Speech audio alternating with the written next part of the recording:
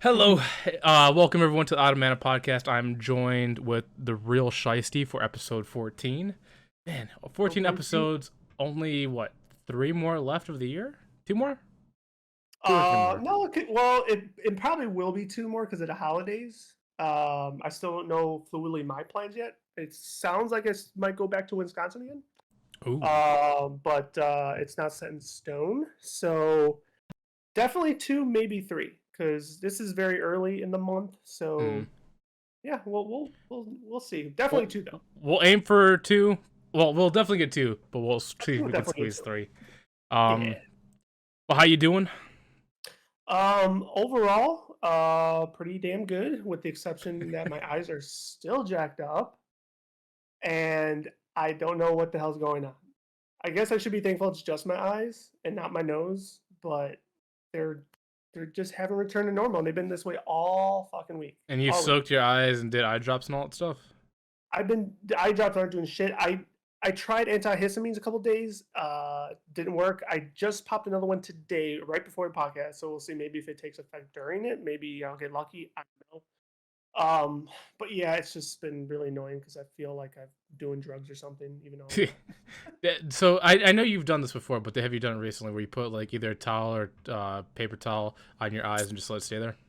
So last week, right? I said that right at the end of the podcast. I did do that. It felt fantastic, but it's short lived, right? It's temporary relief. It's very temporary relief, but it is relief. It works like instantaneously. Like I was just thinking to myself earlier before I took my antihistamine, I was like, there should be like some sort of goggles you could put on and then just like inject the water and just let it fucking sit there to like relieve your eyes, because that's how bad they feel. Like, you know what I'm talking about. Yes. People with allergies would know what we're talking about. Sometimes when my eyes are so bad, I go into the shower because cold water helps more than hot water, at least for me. Mm. And I just stand in the shower with cold water, and I just have it on my face and I just let it hit my eyes for like at least a couple minutes, and then pat them dry.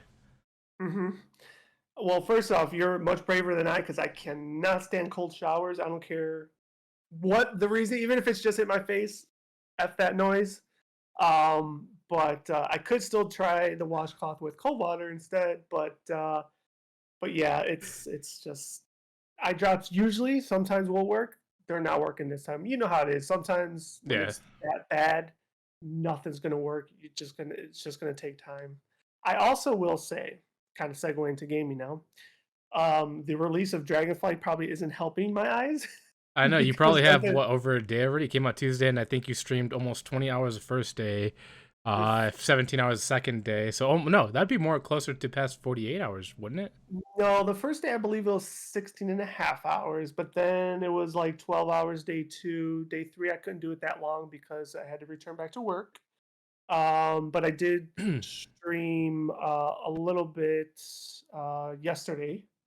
I think a 4.5 hour, and then after this podcast, I'm gonna go right back on it. So really, Yeah, in like 4 days, you hit almost 48 hours in World of Warcraft. I have to do a slash played for level 70. No, that wouldn't count because I've been playing since level 60. Well, 60. You're probably accurate with that assessment. It's probably been over 48 hours, right? How are you enjoying it? I know. But I know I'm not the only one. So So how do you feel about this expansion? I didn't get it because there's just a lot of things going on, and I just wasn't feeling it. But I know every single expansion, just like every other game, some people say this is the best thing ever. Some people say it's the worst thing ever. How do you feel about it? I surprisingly, not that I'm not avoiding it, I haven't seen some negative feedback yet. I've been seeing a lot of positive, but you're laughing, and it sounds very fanboyish. But no, I'm being serious. I'm sure they're out there. I know they're out there. I'm just saying it. I haven't seen it come across my feed.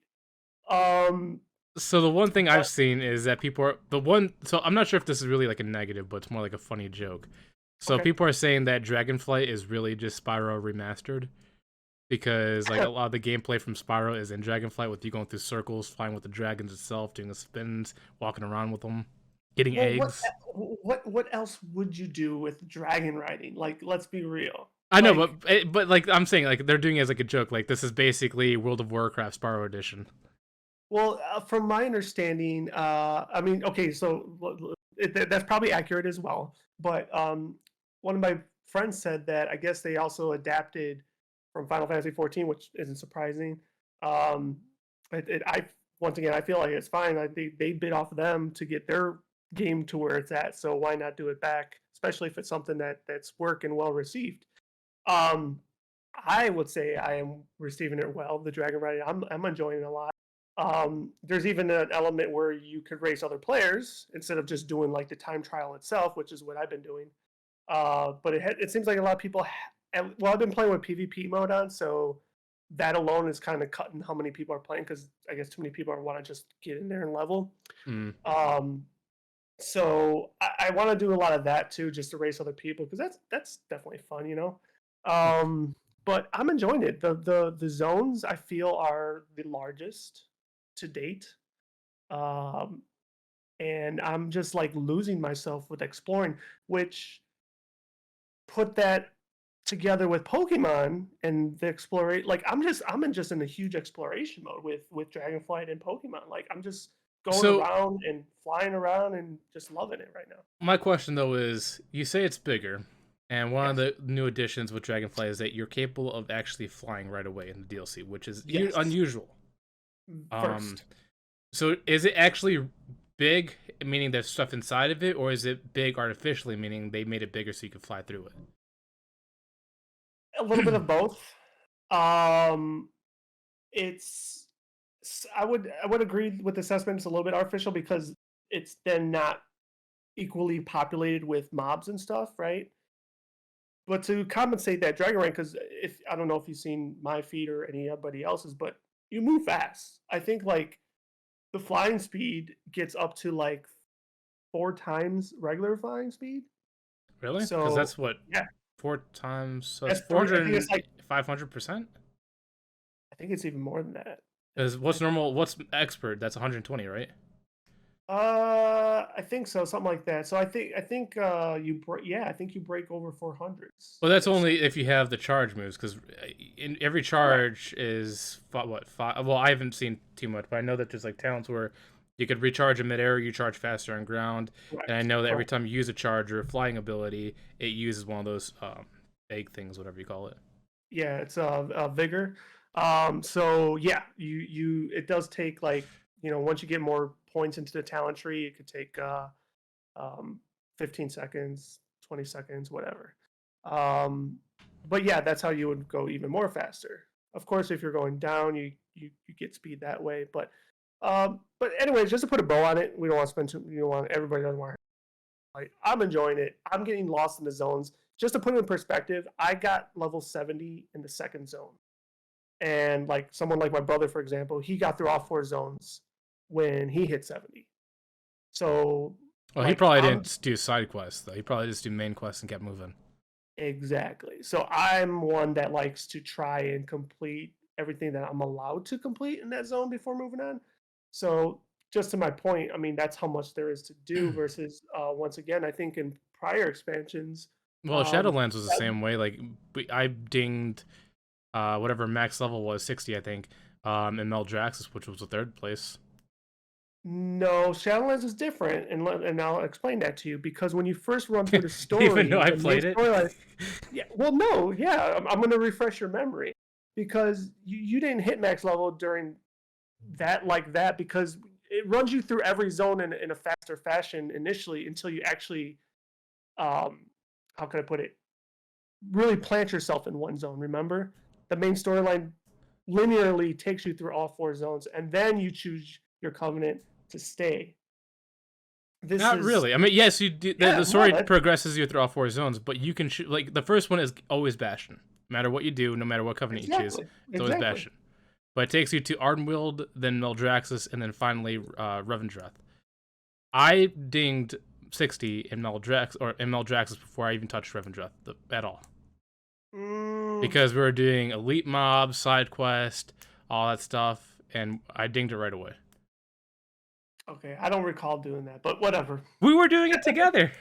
I don't recall doing that. Anyways, um, nonetheless, I'm enjoying it. But like I say with a lot of different things, I feel like my opinion doesn't matter because it's a little biased.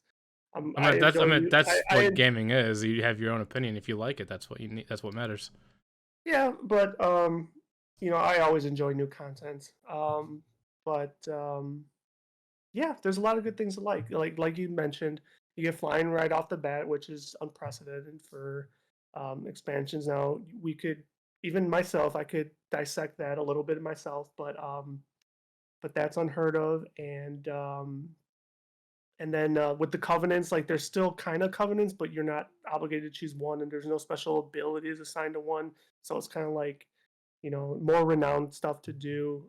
But yeah, I'm enjoying it, and it's just begun. So Yeah, there was a game mode that I seen you playing, and it reminded me of Tourgast a little bit. I don't know what it was called, where you pick up like animal oh yeah, abilities. I don't know yeah. what they're called in Mhm. this one. And I'm like, oh, that was like one of the worst things they did in my opinion because it was so boring. But you look like you're having fun with it.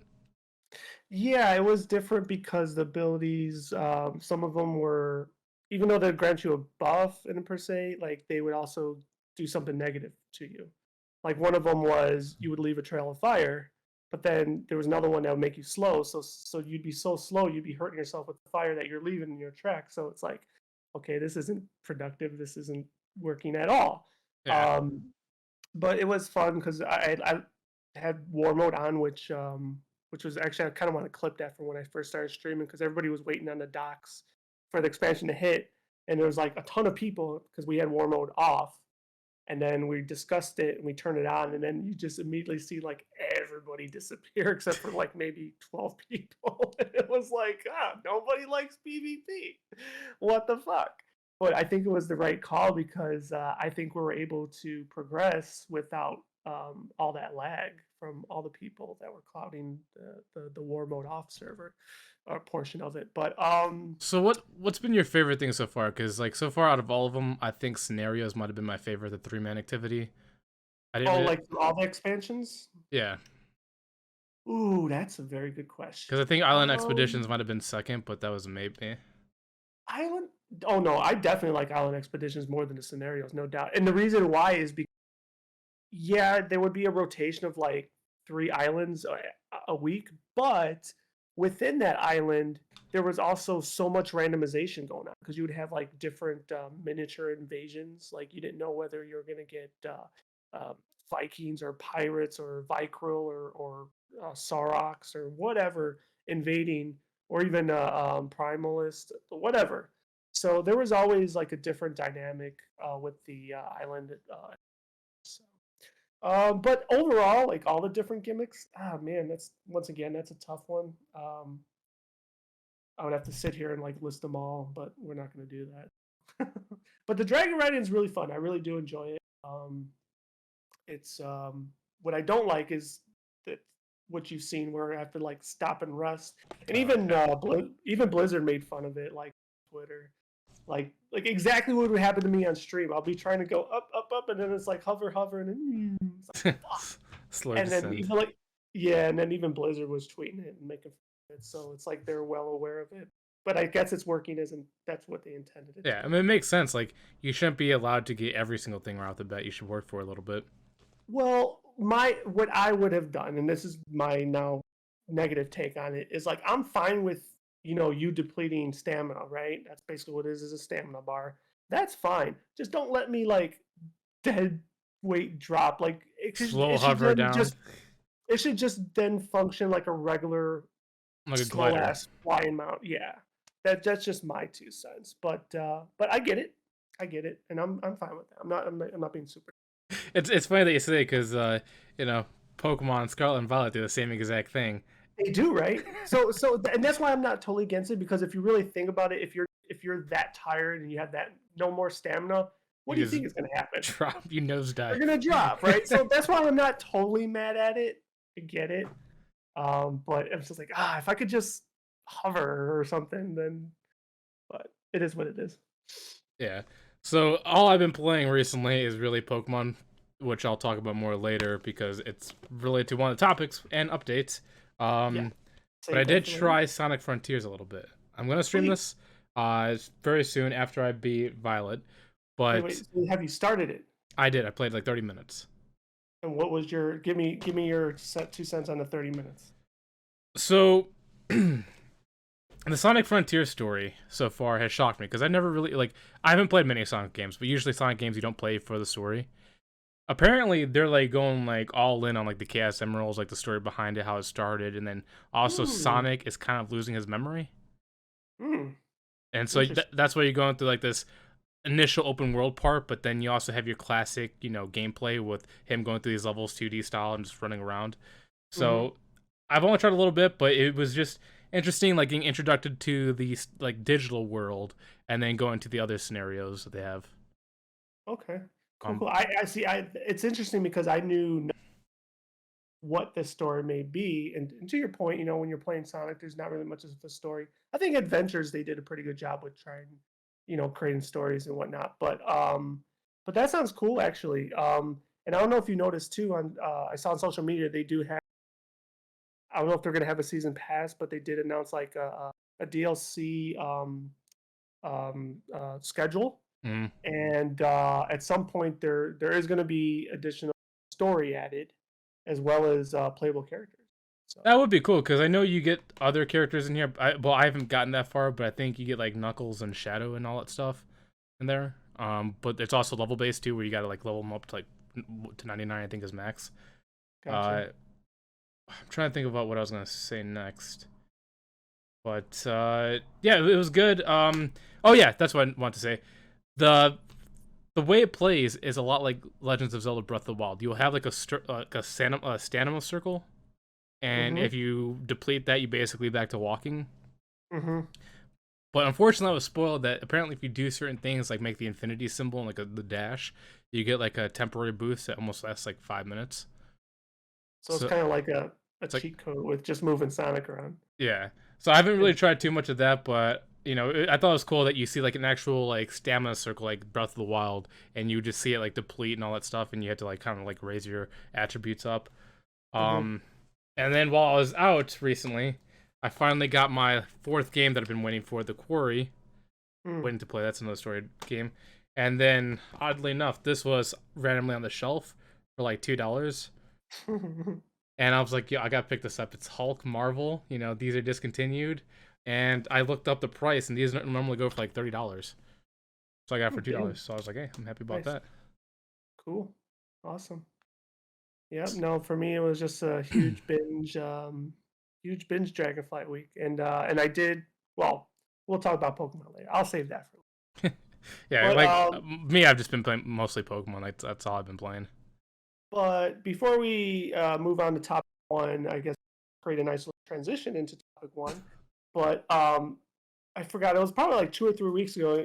We had the topic about this year being the biggest entertainment year based on what you were talking. And a lot of trailers came out this week. A lot of trailers came out this week for releases for next year. I don't know how many of them you've seen. The only one I haven't seen yet was Indiana Jones. I think that just dropped yesterday, maybe, or maybe it was even today. Yeah, Indiana Uh, Jones, Guardians of the Galaxy 3. Guardians of the Galaxy 3, which I haven't seen the other ones, but I still watched the trailer just to watch. Um, there was Transformers, which Oh, I'm, Beast I'm Wars. yes, I am so excited for that. So like, I was never a Transformers kid or guy growing up. Mm. But for whatever reason, Beast Wars I liked. Like, don't ask me why, but I just did. So I'm fucking stoked to see that one. So Like, legit.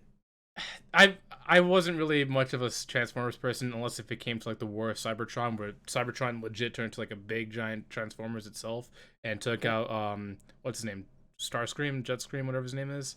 That Uh-huh. was cool, but I think that was like the latest, that like the final iteration of Transformers. So I didn't Uh-huh. really watch the original. I didn't watch Beast Wars, but I did like the Michael Bay first one, two, and three, like Rise of the Fallen, Dark Side of the Moon. But apparently, the last three Transformers, um, Age of Extinction, The Last Night, and now this, are part of the Beast Wars series. Oh, so it was kind of like leading into it, right? Yeah. I think I read about that. See, I haven't watched all of them myself because, like I said, I'm not the biggest Transformers guy.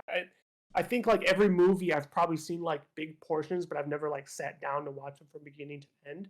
Um, but they look visually like fantastic and everything. But yeah, I think I did remember reading about that. They were kind of like planting the seeds. so to speak. Yeah, because Uh, like Age of Extinction, the fourth installment, is literally you seeing the Transformers come to the Earth, basically trying to terraform it. Then something happened, they got shot down, and then the Transformers that are there basically started to integrate with the animals, like a T Rex, whatever those other dinosaurs are. It seems like that was like the start of the Beast War. yeah, yeah. You did watch the trailer though, right? I watched half of it. I didn't get a chance to finish it because I got interrupted. But what I did see was cool. I seen Optimus Prime. I seen some kind of. So I don't know. I'm not, like I said, I don't know too much about Beast Wars, but I seen this guy turn like this big giant gorilla, and then he transformed again, turned to like a cool looking knight. Yeah, even my memory's clouded, but I thought the gorilla was Optimus Prime in the or I don't know if you would call it a cartoon, but on the actual show.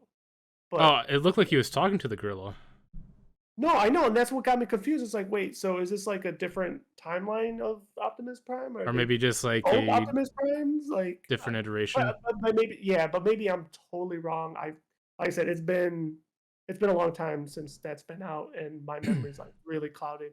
And I was never like the diest hard fan of it, but nonetheless, I did like it. Like when it was out, like I wouldn't watch this religiously, but it was one of the ones I would. This is like I would So, actually. is this new one, Beast Wars? Is this also made by Michael Bay? I think it is. Like I I don't know a lot of people give him crap for like explosions, hot girls and all that stuff, but like know. I mean, who doesn't like explosions? Like really and all that stuff. But like his CGI in his movies are always great. They like the level of Pirates of the Caribbean, like the Transformers look amazing. They don't look weird, they don't look goofy, they look realistic. Yeah, they look good. That's what I'm saying. Visually they've done a damn good from the get go. So yeah, I'm excited for that one. And then there's a there's another popular one. Don't know if you saw this trailer, but John Wick 4? no, it's about Cocaine Bear. Oh yeah, that's by A24, right? I think so. Yeah. Dude, I'm telling you, So A24, the last year and a half, they just don't miss. Every single movie is always a hit. so I saw that trailer and I'm like, okay, I might have to see that one now too. Dude, It captivated me. check Oh, A20. You alright? no, I'm good. So I had Steam out of nowhere decided like it wanted to pop up and auto log in. All right, but yeah, check out the whole category. Like all of it's good. Like everything, everywhere, all at once. There is I forgot the name of the movie, but it's like basically like googly eyes on a clam, and it explores, and it's actually kind of like wholesome in a way. It looks weird, and people think you're on drugs, but it's actually a good story. And there's a whole bunch of other stuff that are kind of weird too, like Lamb, or something Mother of Lamb, where this like parent loses their kid, and then they adopt a lamb that it kind of like turns into their child in a way. But yeah, they make a lot of good movies, a lot of unique concepts that somehow play out with a deeper story. Yeah, like this one, like the way the trailer goes, it almost seems like it's very Sharknado-ish, but immediately you're like, no, it's pretty serious. Like, Yeah. so yeah, it looks like a fun movie. It looks like a fun movie. Shit, what else? Feel like I might be missing Oh, one there's more. loads. Well, I mean that just came out this week, at least. Like a new teaser or reveal or something. Um, I might be missing what it is, but nonetheless, I believe either way, this is going to usher us into topic Well, one. before we move on to Mario, I do want to talk about Indiana Oh, Jones. you 'Cause just wrote it. I know. But you brought it up, and I totally forgot about it. But are you an Indiana Okay. Jones fan? You know what? No, I'm not. You're not? No, I never got into that franchise. So oddly enough, well, maybe I'm just a George Lucas fan in general, because I've loved Indiana Jones. I think my favorite is probably either Kingdom of the Crystal Skull or the Lost Crusade one, whatever it's called. Even though I've watched Temple of Doom and all that stuff. Um, this Destiny of Dial is a new one, right? I don't know the subtext name of the movie. So I'm trying to figure out how this Indiana Jones is going to work out, because I'm still going to count Kingdom of the Crystal Skull canon, and that takes place in the 60s. And it seems like this Dial of Destiny, you see an old Indiana Jones, but then somehow you get CGI to a young Indiana Jones. So I wonder if this Dial of Destiny is going to like be about time travel, because you see him go back to World War II. Okay, I need to watch trailer because this is the only one I didn't see. Um, but I also thought doesn't it have like his daughter in it? Is it passing of the baton type Well, movie? if you want, I'm not sure if they're completely like dismissing Kingdom of the Crystal Skull because in that movie he has a son, not a daughter.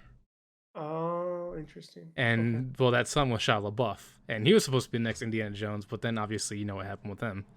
Yeah, he gone cuckoo. And that sucks too because I liked him as an actor. Like I liked him in Transformers, I liked him in Indiana Jones. It just sucked what happened to him. But I'm about to watch the trailer because I didn't know that was his daughter. I thought that was just a random girl.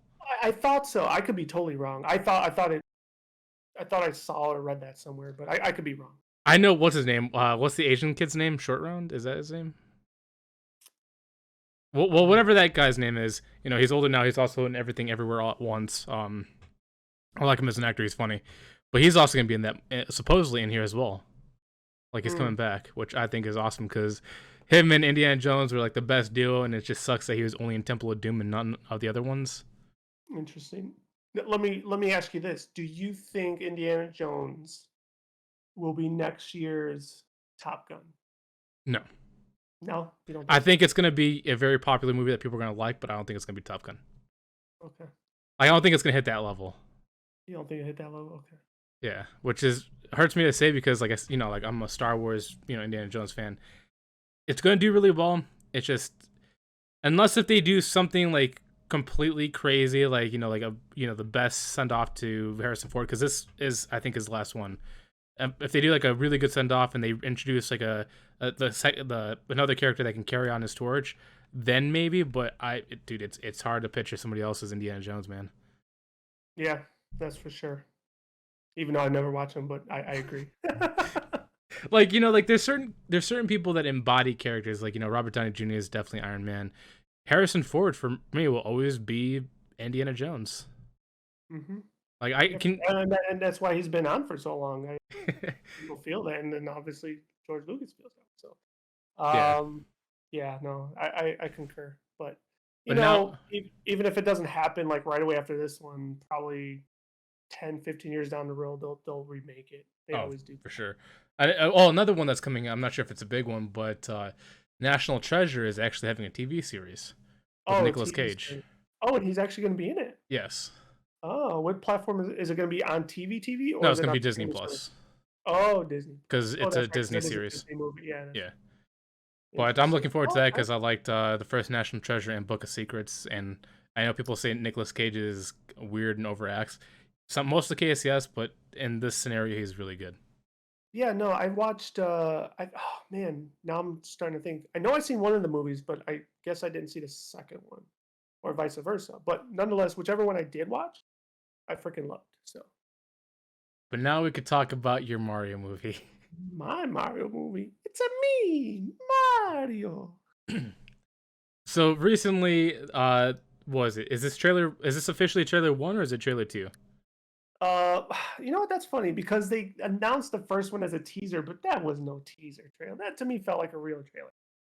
So I would say this is trailer two, in So my opinion. trailer 1 or 2, however you deem it, of I'm Super fine. Mario Brothers movie was released. We got more of It's Chris not even. Pratt's. What's up? I don't even think it's Super. I think it's just Mario Bros. Is it? I thought it was called Super Mario. Whatever it's called. They did a full trailer. I think it was like 2 minutes, whatever. You see more of Chris Pratt's Mario. You see Seth Rogen's Donkey Kong. You You don't see, hear Seth Rogen. huh? You don't hear Seth Rogen. I hear Seth Rogen. What? He didn't say a word. You could see Seth Rogen. You could hear his like. How do I say it? Seth What Rogen is has unique. breathing? He has unique sounds, and his Donkey Kong looks special. His Donkey Kong does look special. But then you also hear Jack Black, which is weird because like the first little snippet that they showed of Bowser, attacking the Ice Kingdom with the penguins, sound Mhm. perfect. For some reason, he sounds a little different now. So let's rewind back to that trailer. So, because me and my buddy watched it, not live, but fresh together. And the first time Bowser, Jack Black performed, I was wowed. I was like, "Holy shit!" Like he's nailing it. Like I could hear him, but I can't hear him. But his like last line or two of dialogue in that trailer I was like, okay, I could now hear him more fluidly. Now I don't know if Mm. that's because like it's in my brain, it's all putting it together, and now I know it's him, or he just kind of let himself off. So to your point, in this trailer, same thing. Like it's like okay, I'm hearing more Black. Um, it's not bad though. It's Yeah, not it's not bad. for me. It's not bad. So I'm fine with that. I don't know how you want to continue and dissect this trailer, So I but guess we can like talk about like what one I could say visually is I've always said Illumination has done a fantastic job animating, and they showed it here. I love like the little Easter eggs and hints towards like the games they've had, with like the Lumas from Super Mario Galaxy to Stars to Super Mario Kart, all that stuff. They had the Rainbow Bridge, which is a classic iconic map for Super Mario Kart. Um, the character models are fantastic.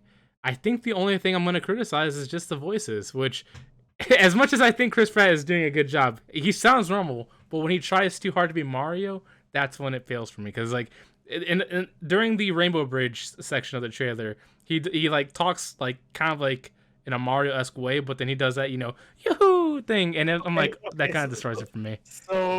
So I can't factually say this, but I'm pretty confident as to what I'm going to say is that's not Chris Pratt. That's the real Mario doing it. That's the real Mario doing it. Yeah, because from my understanding, from what I had Wait, read, are you talking that about the actual dialogue, or that Yahoo part? the Yahoo part. That's why it sounds so weird when you hear his normal lines in that part. Yeah, so the original Mario voice actor for the games is still supplying his voice for those moments, if I read it correctly. So to your point, like if it sounds off, that's probably why. But it's not Chris Pratt's fault because he's not doing it. Now, when he first came out for the sequence against him and Donkey Kong, which I don't know if you caught this, I kind of felt this way, but for me, it felt a little homage to Smash Brothers. Mm-hmm. But to your point of incorporating a lot of different games, um, when he kind of like under his breath said like "Let's a go," like Let's to me that go. was yeah, to me that was the part where it's like a little try hard, like, but but Nintendo or Illumination or both of them are still being very strategic in their trailers and what they're trying to release because they know the fans are not in favor of him and probably other people too. Well, I know I'm not in favor. I'm So actually like in favor of him. I just don't like the weird transitions of two different voice actors combined clashing together. I think that's where the weird disconnect happens for me. gotcha. Well, I still need to hear more because like I'm not sold. I'm not shitting on him either. I'm just still not sold. Like in this trade, I could tell he's trying harder, if that makes sense. Without even though it's hard to tell without hearing more dialogue, but um, like I said, I'm not totally gonna shit on him. Charlie Day, I didn't care for either. Oh, he does not sound like Luigi. He just sounds like some scared dude. It's yeah, and like once again, nonetheless, obviously, I'm still gonna see the movie. It looks like a very fun movie, and it probably will be. Um, Peach sounds fantastic. So kudos to her. Um, and what else? We didn't get to hear Cranky Kong, which is Fred Armisen, I think. But he was shown in the shot because he was sitting on the throne during the fight sequence. I need to rewatch it and do like a freeze frame and try to look for all the Easter eggs to your point because I didn't do that for this trailer like I Oh, did for dude, the there's first one. tons. Like for example, with Mario and Donkey Kong, like Mario's first game wasn't his game; it was Donkey Kong's game, Correct. and Correct. that's And it where he. wasn't. I don't even think it was. Was it Mario? Yeah, that was Mario. That was versing Donkey Kong. Because Mario, so Donkey Kong was the main villain, and he was throwing barrels, across those little beams, and then Mario was jumping over it, and he had to fight Donkey Kong. They didn't give him an official name back then, but his character Yeah. model is what Mario turned into later. Correct. And I think that's what I was getting at. But oh, yeah. So like even at the end with all like you said the homage to Mario Kart, which was awesome. That put a stupid smile on my face. And then on top of it, Rainbow Road, like you said, uh, nostalgic right there. But I was trying to look at all the carts because I was like, oh, is there any Easter eggs of like so? I would hate this, but I would understand it. Like I'm just wondering if like way in the back they threw like a minion in one and get one of them in the game, or I'm sorry, in the game in the movie. Um, because that wouldn't surprise me. Mm. But I know Donkey Kong was there with the rest of them, so somehow they probably reconcile to do whatever it is they're gonna do. Yeah, man, it's gonna be a fun movie. It's going to be a fun movie. So I honestly have a feeling that Super Mario or whatever, I think it's called Super Mario Movie. I think that's what it's called, but if it's called the Mario Movie, I don't care. But I think what this is, it's the first beginning step because it seems like they might want to do a Smash movie at some point. Yeah, I remember. I don't know if that's something we talked on off the pod, but or who I talked about with, but I was, heard about that speculation. I don't foresee that So the happening. only reason why I say this is because for the first movie for Super Mario Brothers or Mario, there's a lot of characters, and it seems like they're trying to get a good first impression so they can keep building upon the Nintendo universe. I mean, I'm not against it, Because if you but hear them, Peach specifically says there's a whole bunch of different worlds out there in yes, galaxies, and I have a yes. feeling that's where you're gonna start seeing different characters come in after the movie. Like I you'll probably see mean Kirby that, come in on a shooting star. dude. Like I said, I would not be against it. I mean, if they do, they could definitely. Obviously, they'll pull it off with just Nintendo IP, and that would be badass.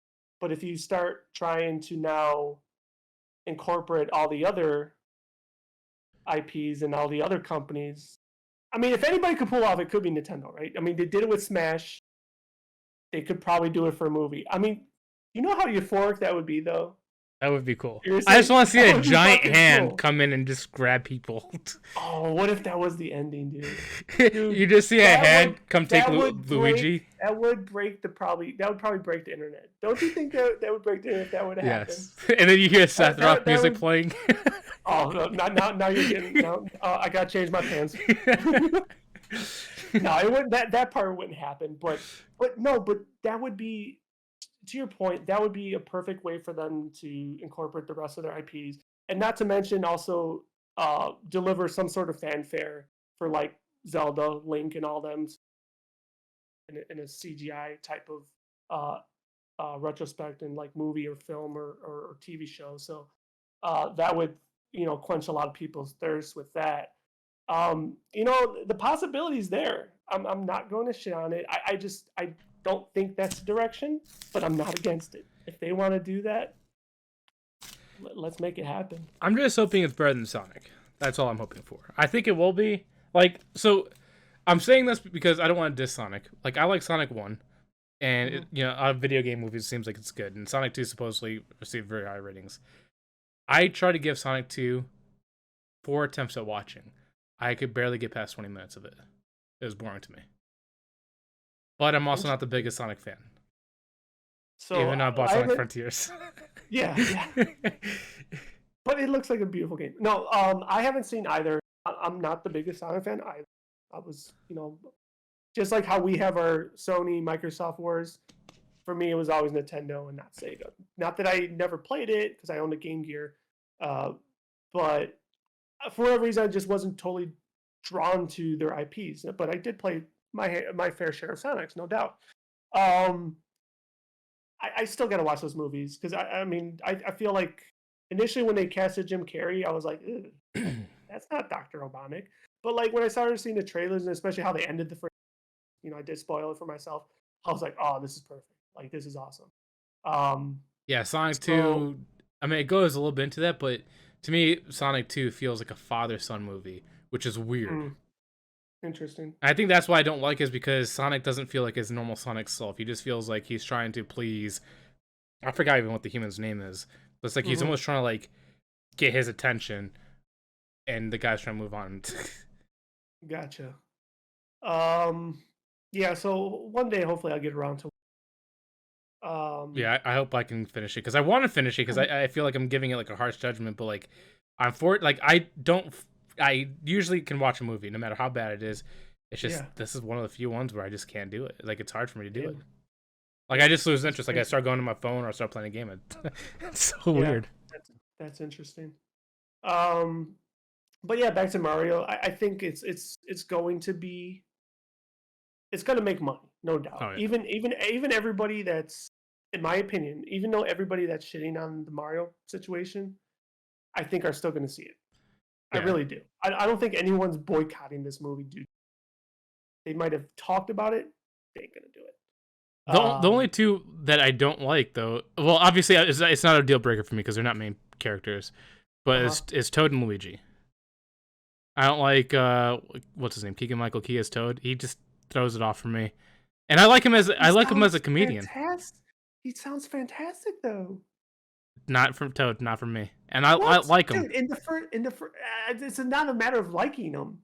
It's just It's just he's like not Toad for me. I can't do it. He can't do it. who is Toad for you? That's the thing. Like that's why I think he's doing in that first trailer. I knew who was voicing him, but I was like, that's not him. That's not him. Like he's doing fucking amazing. Well, to me, Toad is more I like higher Michael pitched. Toad sounds too like Michael. You know, it just sounds But too much like him, and that's what throws me off. Is that when I see Toad, I don't see Toad. I see him. so you need to now picture him with the little mushroom. And that's what throws him off. Like Jack Black, Chris Pratt, even Seth Rogen's Donkey Kong, I can get behind. Doesn't bother me. Charlie Day, I can get behind it a little bit, but it's just his Toad, man. It throws me off. I mean, the more I think about the Charlie Day thing, especially since the Luigi they're depicting is like Luigi's Mansion, so you know he's going to be jittery Screaming. and just I hate to say it this way, a little bitch. So it kind of it kind of makes sense to have Charlie Day, I guess. Yeah. But yeah, I don't like. I'm surprised you don't like his voice choice. Like I thought that was one of the better ones. I can't. To me, Toad's Wow. always high pitched, and he just can't do it for me. The Okay. one thing I would like to see though, and this like I said, I'm going to see the movie. I want to see the movie, and nothing. Even his Toad is not going to deter me from that. But I would like to see a little Easter egg for Waluigi and Wario in the movie. Ooh, that would. I mean, I would love to see all the Easter, but yeah, that would be cool. The thing is, like, I'm trying to remember, like, what's the genesis of their like their their origin stories, like, Aren't because they you know clones Mario of and Luigi Mario? technically, huh? Aren't they clones of Mario and Luigi? Okay, but when they're clones, are they then cloned in the Mushroom Kingdom, or are they cloned like I real think they're world? Bowser's clones. Like, Oh, okay. I could be wrong. I don't remember, but I know that they're meant to be the complete opposite, like the negative version of them. Yeah, but they're also not like evil. They're just like I don't know what's the word. Mischievous. It's funny because I seen a meme recently that I think it was the creator of Mario that did it. You know, like Hmm. it was MW, you know, for Wario, Hmm. L, you know, opposite L for Waluigi and Luigi, and then Peach is like, "Who's my clone?" And then Peach is looking at her like, "You're my clone." Or sorry, Daisy. What's her name? Daisy, right? Daisy. Yeah. Yeah, Daisy was like, "Who's my clone?" And Peach just looks at her like, "Oh, honey, you're the clone." I was like, "That's funny." But yeah, I mean, well, I mean, they've added, you know, more women. I mean, what was the one for the, was it Rosa Oh yeah. for, and then from Galaxy, it was the Well, mayor. well, no, Galaxy is Rosalina. The Yeah, mayor is from Odyssey. that's what I said. You said Did the anybody else mayor. just say that? You said the opposite. You said the mayor is from Odyssey. Or sorry, Oh, Galaxy. okay. Well, if I said Apple, my apologies. In my head, I was, I knew what you meant though. Yeah, yeah. yeah, yeah. Yeah. So it's not like Was any of them are evil was the mayor there? in the trailer. Not that I seen. Oh, I thought you said you But seen her. no. But like the people are just like speculating, doing rumors because they did in the trailer did kind of show Mario in like a real setting, the faucet and Mm. the wrench. So people had speculated that maybe like the mayor. I can't even. Why am I brain New finding her Donk name? City. Oh no, sorry. Yeah. So Yeah, I don't know her name either.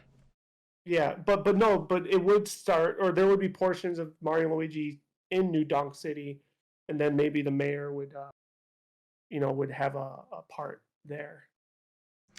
I'm looking at her name, Paulina or Pauline. Yes, Paulina. Um, so So now tell me, who's your favorite female character in Mario? Because mine's definitely not Peach. It's Rosalina for me. Um, I definitely did like Paulina, even though she didn't have a very huge role. But the fact that they actually had like the actual music in Odyssey, I thought was awesome. I liked that song. Oh yeah, that was Um, good. Like on the, are you talking about the one uh, on the moon where they had like the no, little just the New count? Dark City one, the one that she Oh yeah, yeah. I like Mario the Odyssey. one where she and the band were on the moon and they're playing music while Mario's jumping up onto the whatever the Moon Kingdom was. Hmm. Thought that was good. But I don't have nothing wrong against Peach. To me, it's just she's a player, man. She's purposely using Mario. Mario's like, "But Peach, I love you," and she's like, "I don't care." Well, it is what it is. Mario is definitely the biggest simp on the planet for sure. but Daisy's never really had like a personality. She's just like, yeah, we need somebody to assist or be Mirror Peach or something. I don't know. Like she's never had a dynamic role. No, she's always been At supportive. least not that I know of. Yeah, she's just. I'm trying to think of another cop like Dry Bones or something. Yeah, I'm So trying to think of it too. Is Shy Guy part of Mario? Shy Guy, yeah. I haven't seen Shy Guy in there either. Valid point. Like they have Shy all these Guys, different kingdoms, so I'm assuming Shy Guy would be there as well. Shy Guys, I think definitely, or didn't they start in Mario 2, which is supposed to be a dream? Because that entire game turned out to be a dream. Dude, my lore on So Mario is so bad I wouldn't be able to tell you. I mean, they're still canon, but like I think that's where they debuted. But yeah, because the last guy was like, a frog version of Bowser. So so yeah, and they also had Birdo. Birdo was debuted in part 2, but they still use Birdo in other things, even the cartoon TV show. Is there a way to Uh, like turn the gain up on your microphone? Because it seems like when you go further backwards, your mic slowly cuts out. oh no, but I could just stay forward. Okay. And I also did kind of lower my voice. You're, I don't know if you purposely plan to turn your mic off for that because it's like I purposely something and then you just completely went dead. No, no, no, no. I said that sometimes I might lower my voice, but I don't. Yeah. Did it Dude, happen again? I feel like you're doing it on purpose. You're like sometimes I lower and then you went silent again for a couple No, seconds. I'm not doing it purposely. I swear to you. All right. Well, it was fun Anyway, before. It seems like when I brought attention to it, almost made it worse. So we'll just keep yeah. it going. If Well, there's like a little cut off here and there, we could piece it together. there you go. But yeah. I guess to kind of put a bow on it. I'm looking forward to it. It was supposed to come out on the 21st of this month, but now it's delayed to next year. But it is what it is. Yeah. Are you gonna see it in theaters, or are you gonna see it when it comes out? And like, Oh fuck yeah, I'm gonna see it in theaters. I'm trying to figure out if I'm gonna see it in theaters or not. Like, I Oh, want to, but I also don't want people to ruin it for me. how so? So, what was it? I think it was the Batman movie I went to go see, and it doesn't happen all the time. But sometimes, when there's a movie you want to see, there's always people that get too hyped and they talk throughout the whole freaking movie. Oh With the well, that's just Batman bad luck. movie, I was there, and there was a couple that just wouldn't shut up, and like me and like 7 other people kept on telling me, "Oh, shh, shh," whatever. And then eventually, Mhm. thank God, one of the guys decided to be more intolerable than I was, and he got up and got the people to get him out. But by that time, it was already 40 minutes into the movie. Yeah, no, I mean that's just bad luck, really. I mean I get you, that's shitty, but you know what? If what you know thing you could do is you could get up, walk out, demand a refund because of that, and just catch No, that'd another be that'd time. be a waste of my time. No, fuck that. Well, a little bit, but No, I would make sure they get kicked out. yeah, whatevs. But um, but yeah. Yeah, So if I get a refund, I'll be like, nah, I'll just buy it when I get home. Like, if I legit got a refund, I would not go back to theaters and watch it again. yeah, I mean, not that I would have to see that movie in theaters. There's some that I feel like it's a necessity. Like we talk about Godzilla. I wouldn't say this is a necessity, but I definitely would like to. And yeah, I mean, if you got people talking, that's extremely shitty and annoying, and they're ignorant. But that's just luck. That's just bad luck. Yeah, like it doesn't happen all the time, I but mean, it yeah, seems of like it's course almost not. becoming. It's like everybody's going back to the movies again. It's like almost becoming more common, which is weird. Yeah, interesting. But that's just I don't know. I'm so like flipping a coin on that and seeing how I feel about it. If I'm gonna see it in Gotcha. theaters or not. So I guess we Um, could. Do you have anything to add about that, or anything to add no, about Mario? no, no. I guess maybe we'll just bring it up again, which there definitely will be. Yeah. So I guess this works out perfectly for my agitation for people talking movie theaters, because the second one is cancel culture. So recently, we've talked about cancel culture before. How a lot of times it's just unwarranted. A lot of people just hate to hate, and it's usually the loud minority here. This time, it seems like the majority of people that are so this mostly stems from Kanye West, and there's also another person called Kevin. He's a TikTok person.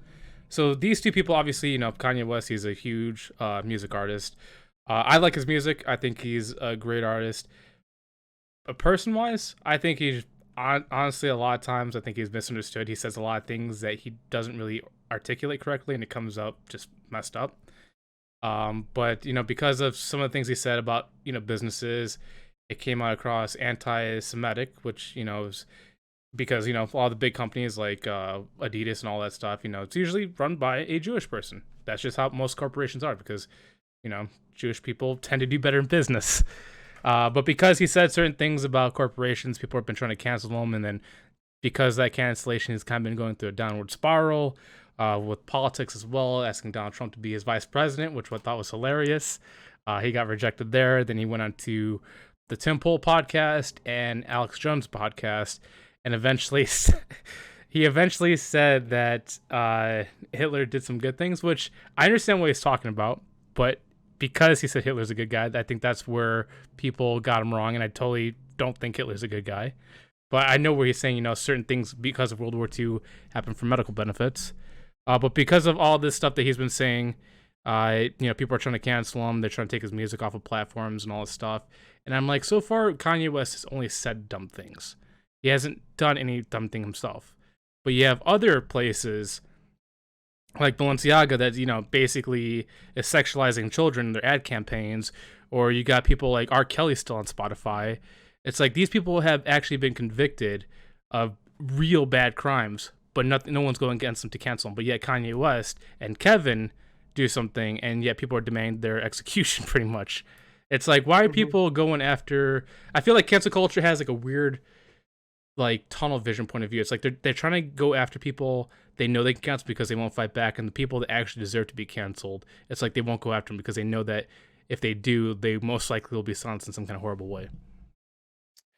Um, well, first off, to piggyback what you're saying, I think the cancel culture is very selective, but I don't know if it's not like strategic selection. It's just like I think they do attack everybody, and like you mentioned, R. Kelly probably used that. I'm sure there were people trying to, but it just never gained traction to somebody that's Oh, dude, like a R. Kelly was Kanye. like, everybody knew R. Kelly since like the early 2000s, and people were still No, I celebrating know. him back then. No, I understand that, but like what I'm saying is it just never gained that momentum and that traction to get to where it's at, like on Kanye's level. Mm. And then I think there's also a part where um once the person, like, I think they still try to kick people when they're down, but since they've already been kicked down, it's like, well, how much further can it go? Like, even look at the Epstein situation. Like, people still say things and try to cancel more things, try to connect, attach them, but the guy's already dead. You said Epstein, dude, It and they does, censored you immediately. probably. So, um, and that's probably for the best, right?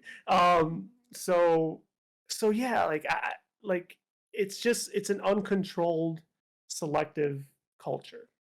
See, Um, I don't really think it is. I don't think it's unselective. I think well, obviously there's two things. You got the trend cancel, and then you got the what's it called? The hit job cancel. Because like obviously, political wise, you know, if you hate him, love him, I don't care. But Trump, people want to cancel him. They kept on attacking him, but yet they didn't do the same thing with Biden. And his son has a lot of issues that are finally coming to light because it was, they're finally showing that it was trying to be suppressed on Twitter. Luckily, people are starting to bring it to light again and showing all the documents that happened. But it's like, I have this issue. If you're gonna cancel one person, you can't be selective. It's either cancel all bad or don't cancel any bad. Because I'm tired of people only going for one side and not both sides here. Like, if you're gonna say Trump did something bad, and you're gonna go after him, that's fine. But make sure you do it for the other side as well. But that's not that's not how it works because like I'm sure there's a breed of cancel culture that attacks in this case in a political sense both wings, right? They'll try to clip both sides of the wing. But then if you're talking about just left side attacking right, left, well that's only going to be one particular side doing it to the other. So why would they attack their own side? Well, that's what I'm saying. It's like it's all this weird trendy hypocrisy stuff because like I've always been medium, and I think as much as you say you're one side, I think you're more medium as me.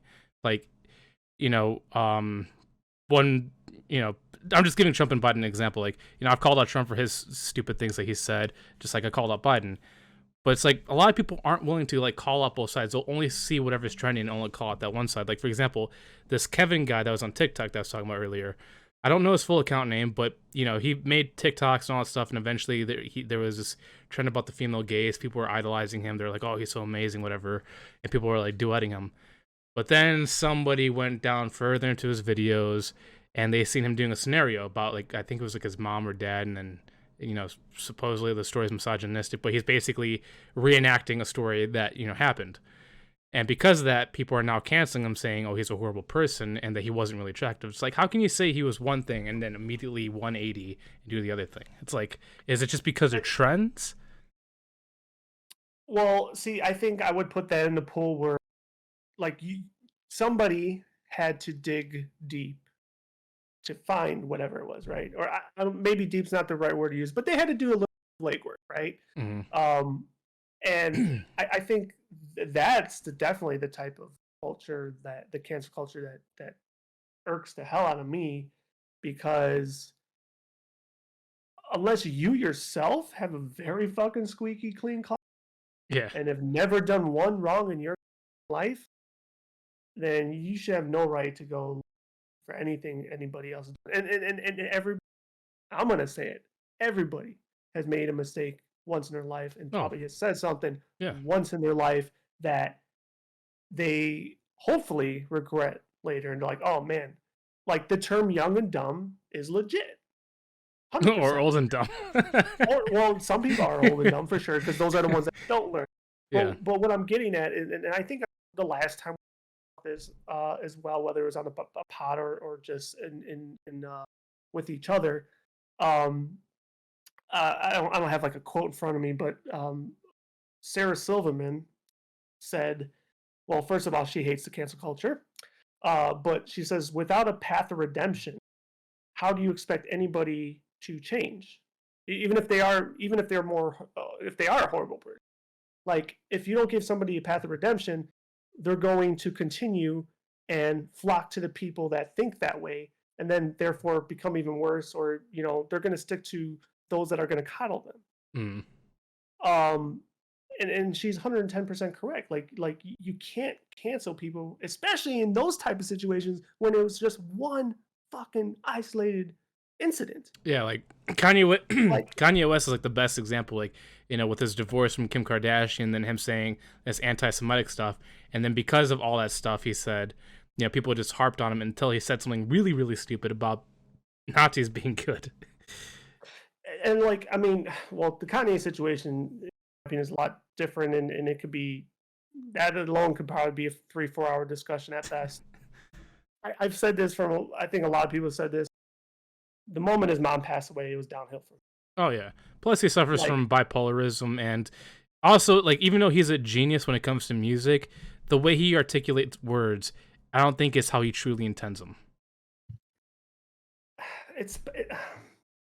I would defend him before, but I don't think I can't say that based on what the most recent thing they're going. I think so. I don't think it's the bipolar thing or anything anymore. Like I think guys just he's definitely gone off the deep end, but yeah, when you look at his scenario, you can kind of see his point of view though. You can't say everything he says is correct, but you can see where he's coming from though. To a degree, yes, but the fact is he keeps digging. He keeps trying to sell himself to being right instead of taking a step back, and like you said, reevaluating what it is he's actually saying, so he could actually. He hasn't. The reason why he's so far out of defense, and the reason why I can't defend him, is because he's not going back and trying to Correct himself. clear what exactly. He's Yeah. not doing that. He keeps adding on to Oh, yeah. keep saying he's right, and that's why I'm saying, nope, he is. Well, yeah, wrong. I agree Like, that that's stupid. Like the Alex Jones things, I think was probably the dumbest thing he said so far. But do you think he's only doing that because of his emotionalism towards people, and then everybody just attacking him all at once, and him losing billions, pretty much $1 billion because of this whole Adidas sale? It's quite possible, because I have, like, maybe in his own head he's like, I already fucked up this bad, I might as well just keep fucking going, because I'm like, I could see him saying that for sure. Mm.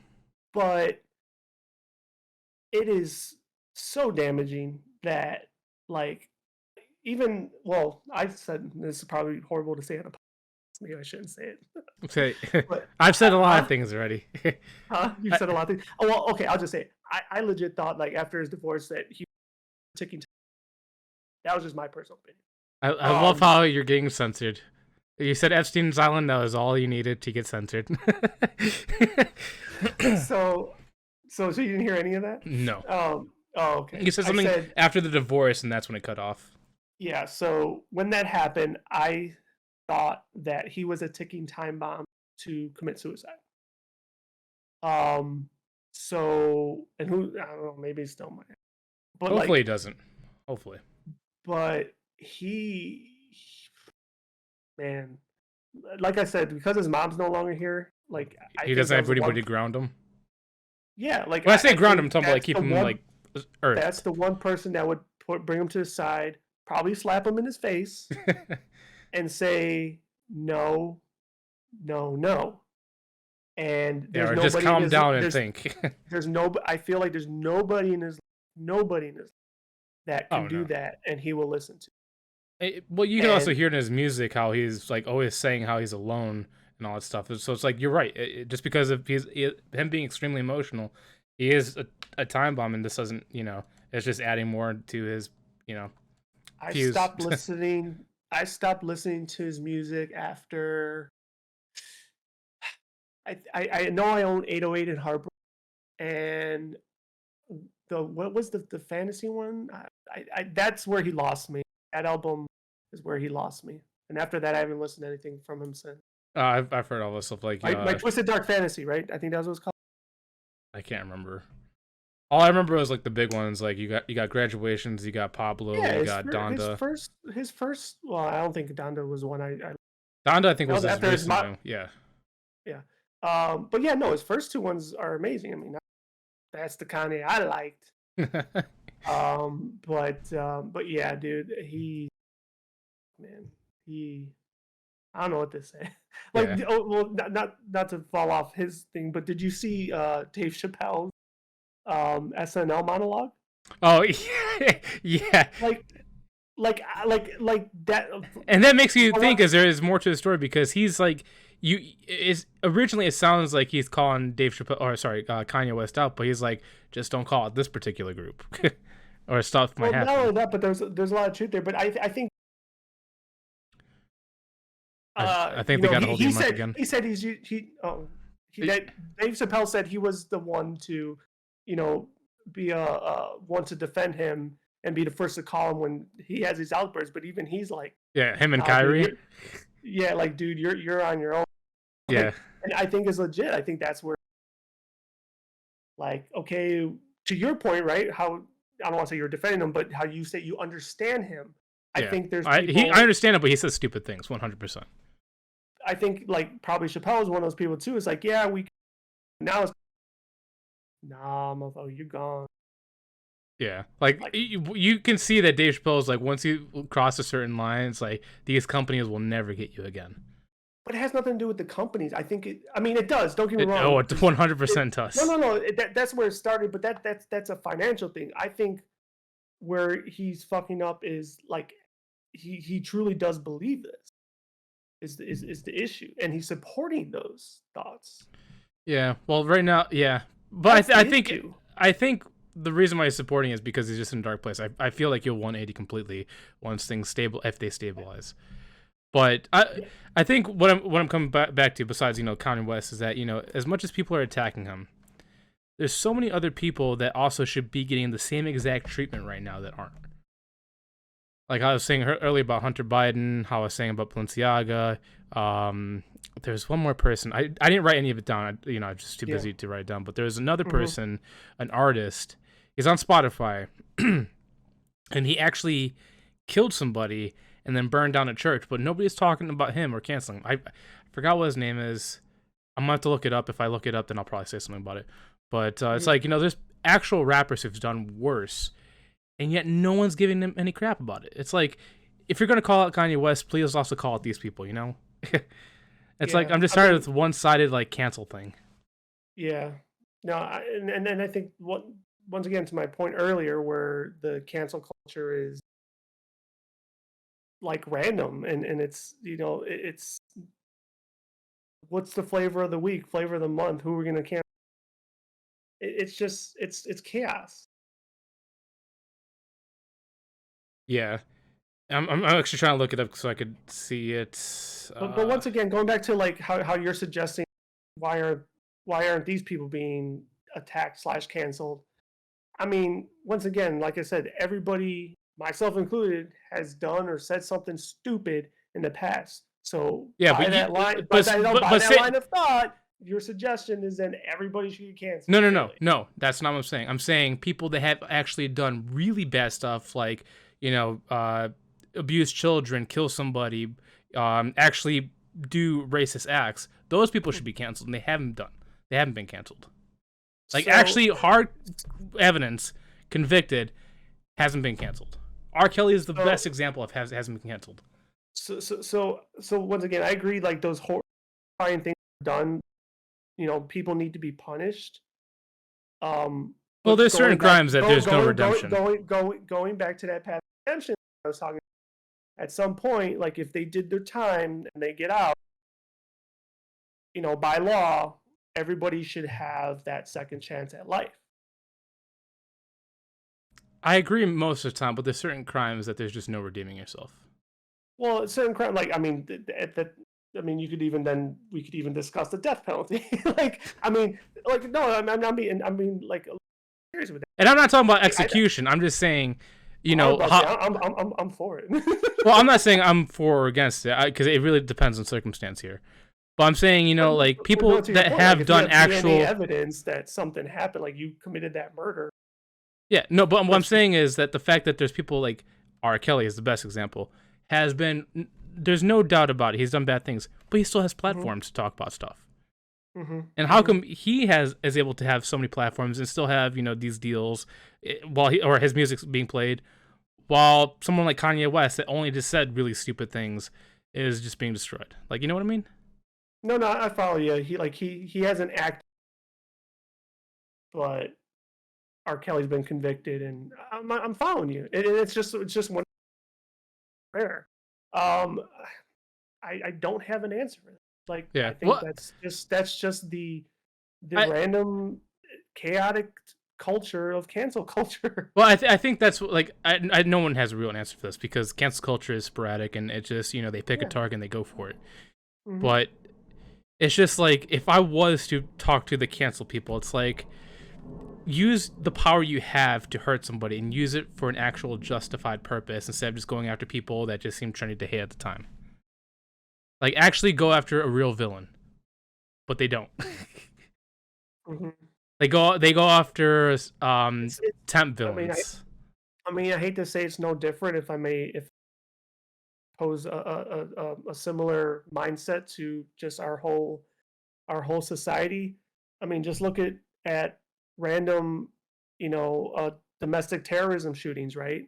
It's almost numbing they happen. We thoughts and prayers and mourn for hours, and it's forgotten.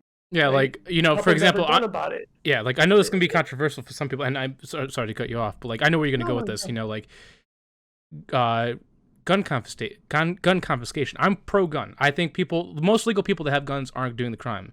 There's been a huge thing about illegal guns, and I'm also not saying all cops are bad either, but there's a lot of a good majority of cops that are taking these confiscated guns from the street, reselling them on the market again illegally. There's also being guns brought through other countries, mostly Mexico or Alaska, depending on where they ship them from.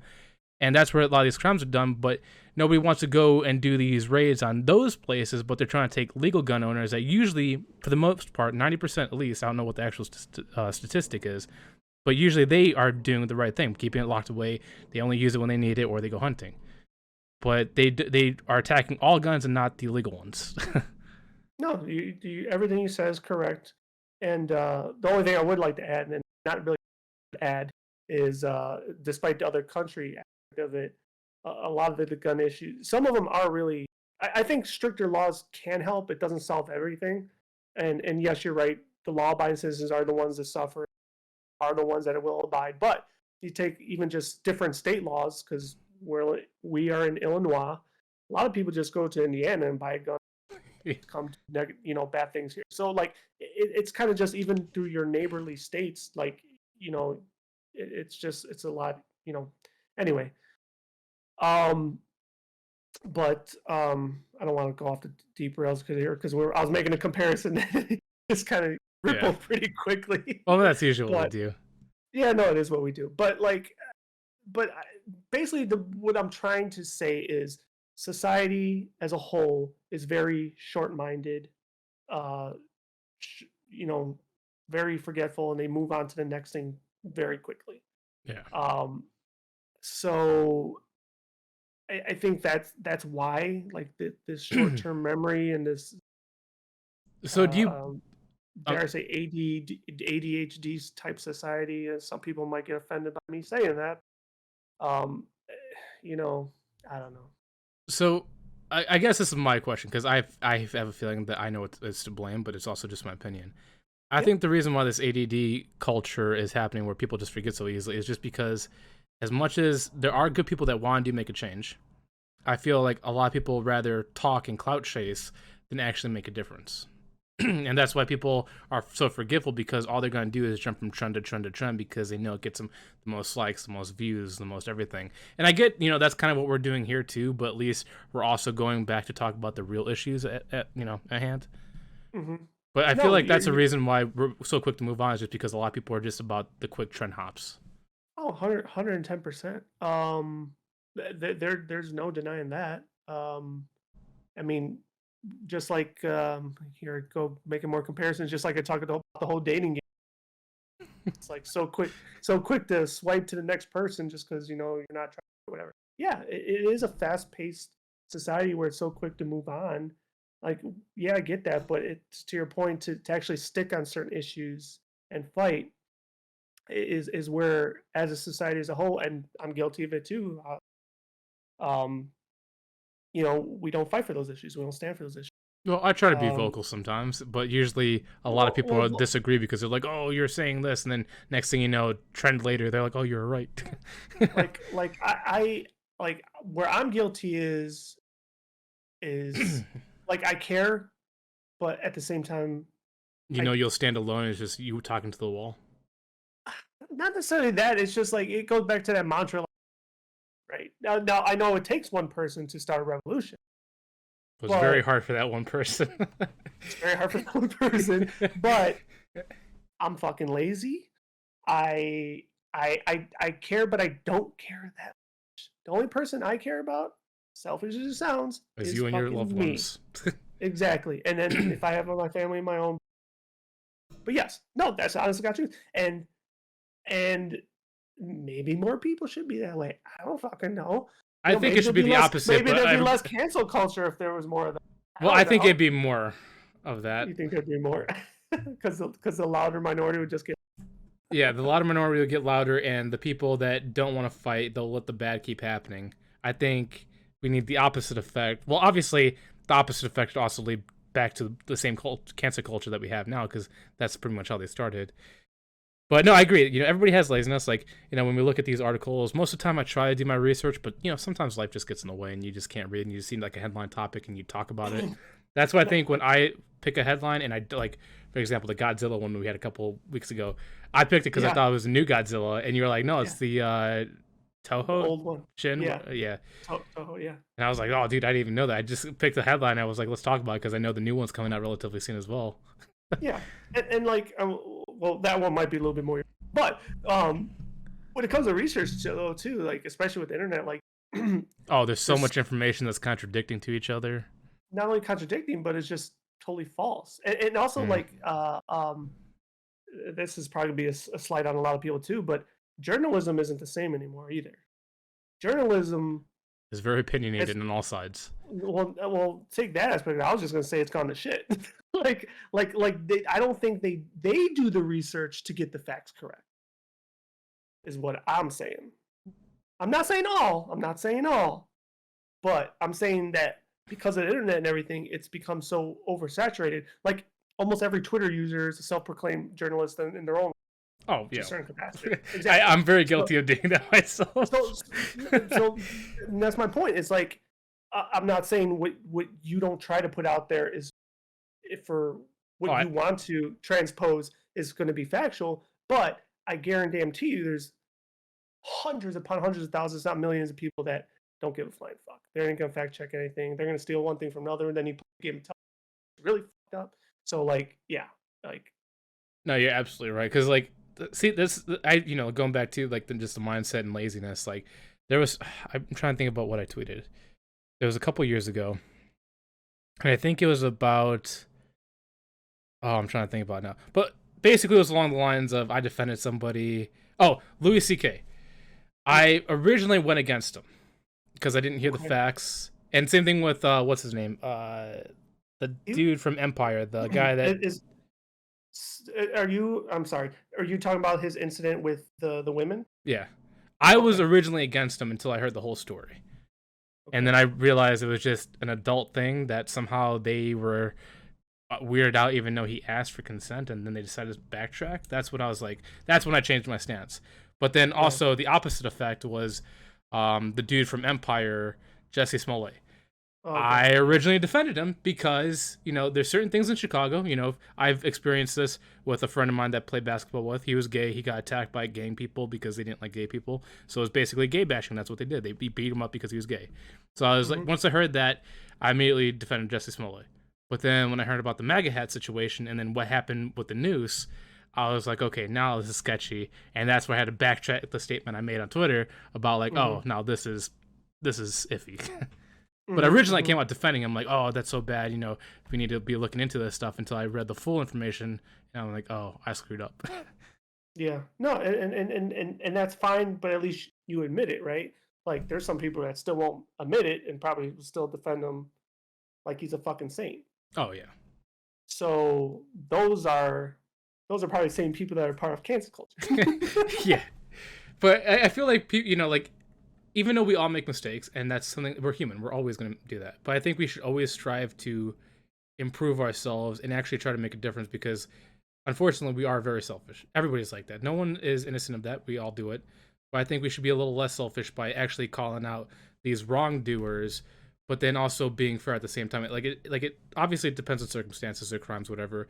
Like Kanye West, he says a lot of dumb things. Should he get slapped on the wrist? 100%. We should correct him, but also give him a way forward. But then there's other people that have actually killed people, molested people, raped people that deserve to get canceled, and they getting away scot free. And I think we should really adjust our priorities here on how justice is really served. And I think all of us should really take a stance. I've been trying to do it. Like I've been trying to do this more in my life, with supporting friends, talking more about how I feel. And if I'm wrong, I'll say, all right, I'm wrong. I agree. Because a lot of us get in our own heads. And I'm Mm-hmm. trying to get out of my head because I do that a lot. And I No, feel for like we sure. should all I take mean, that mental approach, even though it's difficult. It's a lot of work. It's very difficult. But I think that's something all of us need to do individually because there's really no accountability anymore. um, Well, I no think there's a true accountability. yeah. I think the accountability sometimes gets how can I put it accounted for incorrectly or unjustly. Um, and that happens sometimes a lot in cancel culture. Like, Mm. I mean, basically, cancel culture is just society's way of being judge, jury, and executioners with, and sometimes, dare I say, very rarely. Is it correct? And yeah, I was about to say, I'm trying to think now. What was a think of? But um, more times than not, it's not. Um, and I agree with you. I mean, should it be redirected to it? 100%. But why that doesn't happen, I don't have a answer. Let's start a movement and do research and actually shine light. Just not just attack people, but just give facts. You know what? That isn't that what kind of Anonymous was? Weren't they painted as the bad guys initially? Well, they originally were. Well, I think they were only advertised as the bad guys because of corporations being disagreed. But then eventually they started using their powers more for their own gain. For good, right? No, well, at first it was for their own good, and then it switched to their own gain. Like recently, with the 2020 thing, they did some stuff with. It might not even be Anonymous. It could be another hacker group. I know there's another one that uses the masks as well. But they took the stock market and they gained millions from it because they knew ahead of time and they hacked it and they got their money. But it's what they did with that money is what counts. They kept it to themselves. They didn't do anything, and ever since then you have. Okay. Then you have like I said, it's funny how like a group can start off good, but then attentions can change later on. Yeah, no doubt. But yeah, I don't know. I think as much as I say things need to change, it really comes down to me personally. Needs to start the movement, and everybody else just has to take it on their own approach. And I guess we can only hold ourselves accountable, and hopefully with that kindness, sharing, and approach, we can slowly start course correcting things. But it all comes down to the individual level. And as much as I wish that there was a way to control it, it really just is do what you do. Try to make the biggest difference you can. If you can't, then just let the world burn. Yeah, I mean, unfortunately, in my mind, that's kind of the approach I've been taking. Let it all burn. Yeah, but I'll keep trying. Yeah. So moving on to other horribleness. Have you ever encountered sleep paralysis? Yes, multiple times. It's funny. I was just talking about this, I think, on my stream last week. So it's kind of funny that you offered it as a topic. I'm like kind of just talking about this, and we've never talked about this before. I felt like maybe we have. No, never. Nope. Oh, okay. So I have talked about this with many people. Like I said, talked about my stream. I've had quite a few episodes. Some were innocent, but yet I still didn't enjoy them. Others were definitely not enjoyable, and wish it upon anybody because I think sleep paralysis really is a nightmare in its own right. At least the ones for me were. One of my first ones, I'll just share a couple really quickly. One of my first ones was a very my cat was already passed away for many years, but I just took a nap on my couch, and I felt and heard the cat meow and jump and kind of like brush her body against mine. But in my head, I'm like, I know it feels real, but I know it's not real because she's gone. So as nice as it felt, I said, go away. I said, go away, you're not real. And it just meowed again. And then finally I woke up. And I was like, okay, that was interesting, but it also sucked. Another episode I had was I was with my girlfriend at the time. We took a nap on my bed, and I thought I was waking. I thought I was up, but I couldn't move, so my whole body was paralyzed. And I started feeling the saliva in my mouth build up, and it kept building. I couldn't swallow. So I, in my mind, was thinking, "Oh shit, I'm gonna choke on my saliva." I'm sorry to So interrupt you. Is there any way you can lower the gain on your microphone? Because you keep cutting out. I lowered it. I don't know if that's helping. It probably makes me sound low. No, you sound fine to me. I think Okay. I think there's like a certain noise gate cutoff that keeps like if you go below a certain pitch, that's when it just mutes you. Okay. Well, we'll try it on this. I guess this game for right now. But so anyway, so saliva was building in my mouth. At some point, I was finally able to move just my so and I guess a little bit of my left. So I grabbed my girlfriend's palm, and with my thumb, I'm sorry. I thought you said I grabbed my girlfriend's paw, no, but no, I know you said palm. yeah, palm, and with my thumb, I spelled help on her palm, and it wasn't working. So I'm like, what the fuck, what the fuck, what the fuck? Eventually, I woke up, shot up, full sweat. She woke up. She's like, "You okay?" I'm like, "No, I'm not okay." And I explained to her what happened. I said, "Did you not feel me grab your hand?" She's like, "You didn't grab my hand." I'm like, "I grabbed your hand. I did this." She's like, "You didn't do that." I'm like, "Okay, well, it must have been a dream because it felt so fucking real."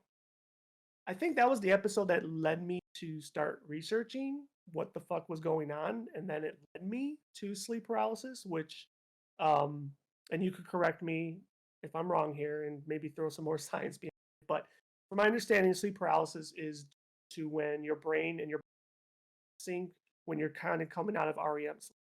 Yeah, it's a lucid dream with reality. That's basically what you are. Yes, You're awake, but still dreaming. yeah, but it's due to your brain and your body now. So your brain is, I think, saying, "Hey, get the fuck up," but your body's still in that REM mode, so it's not moving. Hmm. Something like that. No, that's what it Um, is. Yeah. yeah, yeah. I'm just making sure if I didn't have it like. So I learned about that, and I'm like, okay, well, what's triggering it? Immediately, I thought stress. Some people are like, yeah, stress, stress, stress, It could just be stress. what There's a you lot of. watched and your imagination took off. It could be a combination of multiple No. things. Well, here's the patterns that I know with all my episodes. Every single one of my episodes, and I really truly mean every single one of my episodes, were daytime naps. Never happens to me at night. They're all daytime naps. So I attribute it to just really whacked up, fucked up sleeping pattern. Um, don't know if that's the only reason. I think other people have different reasons. I also do think stress does play a factor. I will never deny. Um, but all my episodes were daytime naps. Um, I, one of my worst episodes, not going to go into extreme details like the previous story, but it was a back to back sleep paralysis or lucid dream where I had the episode. I wanted to get out. I said wake up. I thought I woke up, but it went immediately into another fucking sleep. That was the worst. That was fucking Yes. horrible, horrible. Cause I'm like, oh god, I'm out of it. I'm out of it. And then like a demon came in, and I'm like, I'm not out of it. What the fuck? Like it was awful. It was so awful. I haven't had one in a long time, thankfully. Um, they are they are very very interesting. And not only that, but when you And very wake up, you scary. feel horrible, like your body went through like some kind of. Well, for at least for me, I've only had it 4 times, but Okay. every time because I fight it, trying to move because. So I guess let me start from the beginning. Yeah. Go ahead. So the reason why I brought this up is because recently I had my another sleep paralysis thing. And I don't get them often. My mother gets them very often, and it's terrifying because sometimes she'll be eyes open, everything, just screaming at you like something's wrong, and then you have to like physically move her so she could wake up. So and my brother has things like that too, where he does it. Luckily for me, I've only experienced it 4 times. The first one was maybe early teenage years. I was downstairs sleeping on the couch, and then I could see the basement around me, like it was normal, but I couldn't move. And Mm-hmm. I would like, like your hands would be like, I'm just giving like example, like my hands, like I was doing this the whole time, trying to get up. It's like gravity was like 1,000, and I had to fight my way up until, I could move. Mm-hmm. Mm-hmm. The second one was more of like a, how do you say it? It's like a lucid dream where I wasn't based in reality. I was in another place, but I felt everything. Like Mm-hmm. it was. I was being tortured. Meat hooks were being put through my shoulders, arms, and legs. And then when I woke up, I just felt like I was beaten. Like my body was just hurting for a couple hours. But recently, it was like 3 or 4 days ago, and this relates to what you just said recently about going into continuous sleep paralysis. So luckily, because I've watched, because of my experience with my mom helping her out in her sleep paralysis stuff, and then also me watching shows like Evil, which also goes about sleep paralysis, I was able to use the logical part of my brain. And when I experienced this sleep paralysis, I knew that it wasn't real. I was able to see my room, but there was a shadow figure like moving back and forth really quick, like it was glitching, and it started touching my leg. But for some reason, I think it was my right eye. I kept blinking it, and so it would go from like that to normal. And so I kept blinking, and then I kept trying to move my hands, and then eventually I broke out of it. And I was like, oh man, that was awful. And I stayed awake for like a minute or two, and then I was like, okay, I'm tired. I'm going to go back to sleep. Change positions. Same thing happened again. Because I was turned the other way, I had like slowly moved my head, and I'm like, just keep blinking. It's not real. And eventually, I was able to loosen myself to happen again. It did that 7 more times, so I had 9 times in total. The ninth time, I'm like, okay, this is too consistent.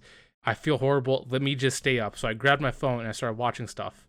And I'm like, okay, let me just stay up for like 30, 40 minutes, and then it'll give me things. So maybe it's my brain trying to play tricks, because the noise, I recognized what it was, because when the body was moving, it was making like this little weird pitter-patter noise, but it was because of the tree hitting my window. And I could recognize it because my brain was still kicking in logically. But because I knew what was going on, and I knew that I had to break out of this because it was a dream, luckily, after the ninth time, which was too long, I was like, Yeah. I just got to stay up just for a minute and change my mind, because for some reason my brain keeps on trying to generate this image because of the noises I'm hearing. Let me switch that noise up in my head. Luckily, after I did that, I was able to fall back asleep, and it didn't happen again. Yeah. Um, the staying up part that you just mentioned, like that's what I now try to do religiously, no matter really scared me shitless because um yeah, I almost try to really refuse to take daytime naps now because of these episodes. And like I said, I thankfully was able to recognize that pattern, and now like even though probably daytime naps would be good for me, I I I refuse to do them because I'm so scared of falling. Yeah, Um, it doesn't feel good. Like most of the time, you can catch yourself. You're like, I know this isn't real, but even though you know it's not real, it still doesn't take the fact of the feeling, and it's like you really have to force your way out of it. And when you force your way out of it, that's when you get out of it, you still feel bad. At yeah, least for well, me, I I'm not mean, sure about you. no, 100% you feel bad because there more times than not there. It may not be the dream aspect that's shitty. It's just the feeling of it being shitty because in reality you weren't in control, and I think that's what makes it scary is that you lost control of the simplest ability of waking. Yeah, well, for me, it isn't more about control. It's more about physical exhaustion, because like when I try to force my way out, even though like luckily I did blinking this time. But the other few times, like I would muscle my way to moving my arms, and that's how I broke free. And when I Well, did that, you're a lot stronger than I because, like I said, the one up I tried and it's very difficult, because you're like it feels like just the world's on you, and you just can't move. It's yeah, just like you're just shaking, trying to move just inches, and then as soon as you move the inch, you're able to break free. And yeah, but because I did that, and I think I tightened my muscles in my sleep. My arms and legs felt sore. probably you probably did. Um, but yeah, like they suck. They're not fun. I don't know if I don't know what. I guess there definitely hasn't been enough into it. Like I know Well, there there's been actually has. studies and So stuff. people actually wear like bracelets, because apparently there's certain items that you don't take in your dream, and that's why like they use reminders, like either like a painting, or do like words on the ceiling, because apparently in your dream you can't read certain words. So like according to the research, I have no idea. I Yeah, haven't yeah, done it myself, but yeah. supposedly there's like actual like trigger things to tell if you're in a dream or not. Like if you just look at the item, if it's there, that means you're awake. If it's not there, if it looks blurred or distorted, that means you're in your dream. Well, I know one thing that I started doing to recognize if I'm in a dream, and it's worked. I guess is my alarm clock. Like I'll look, see the time, move my head, move back, and if it goes up like hours, I know I'm in a dream. I don't know if you've ever had that happen, but that's happened. Or sometimes I'll look back and it'll blink like as if the power went out. So now the alarm clock is just it's not functioning anymore. So for me, it's quite the opposite. I have a quarter. So I'm not sure if you've ever seen the movie Inception with Leonardo I have DiCaprio. not seen that whole movie. No, I haven't seen. So for me, that's one of my a favorite movie because it's also delves about like dream hopping, and in the movie he has like the spinner that he spins, and if he keeps spinning, that means he knows he's in a dream. But if it stops Okay. spinning, that means he's awake. I do that with the quarter. If I screw up and the quarter just falls, I know I'm awake. But if it keeps spinning, I know I'm dreaming. And so far, that saved me twice. Interesting. The last time I didn't have a quarter next to me, but the other two, the second and third time I've experienced it, I had a quarter. And it's also because I seen Inception just a little bit before the second one. So I'm gonna. We're staying on the topic of, by the way, but like I love just well, sleep paralysis is with dreams for sure. Although I would like to consider all them nightmares to some degree, Yeah, some but of them definitely are. but like, what's your belief in out of body experience? Is it plausible? Possibly. I've experienced it, but not when I was sleeping. When I'm awake, like sometimes I've been told that sometimes I look like I'm there, but really I'm somewhere else. Like I just sit there and I just I kind of tell like you that all the time. I just like drift away because sometimes mine can do that. And I feel like I could see things. So is it my imagination just kicking in? Most likely. Is it me traveling spiritually? I have no idea. I can't confirm or deny. But I have had experiences, imaginary or not, where I'm actually in the sky watching different perspectives of life. Like I'm literally watching somebody else walk in their body. And it Yeah. was kind of weird. No, And I kicked back. I know. I know. I've like I forgot who I asked this before, and I think I scared them a little bit. But I said, I saw you jerking off last night. well, first off, you never tell another man, hey, I had a dream. No, but I think I said something along the lines like, if you dream that you're dead, which is kind of like I don't know if that's exactly what you're talking about, but that I know I've had dreams where like I'm dead. Like I've had dreams where I'm at my own funeral, legit. Um, would that be would that be considered a suicidal? No. Because it's just an honest question. It's just a random like would that So and like I've gotten mixed reactions when I've asked that question before. Like, you think about commitment? Like, no, I'm just asking a fucking question. Like, you're telling me you never had a dream where you had in it? so I've No, I never had a dream. What, fuck you, you lying. Like, well maybe some no, people haven't. Now, maybe some people have it. Maybe some, but but I've like that's I think they're the same people that claim they never masturbate. maybe.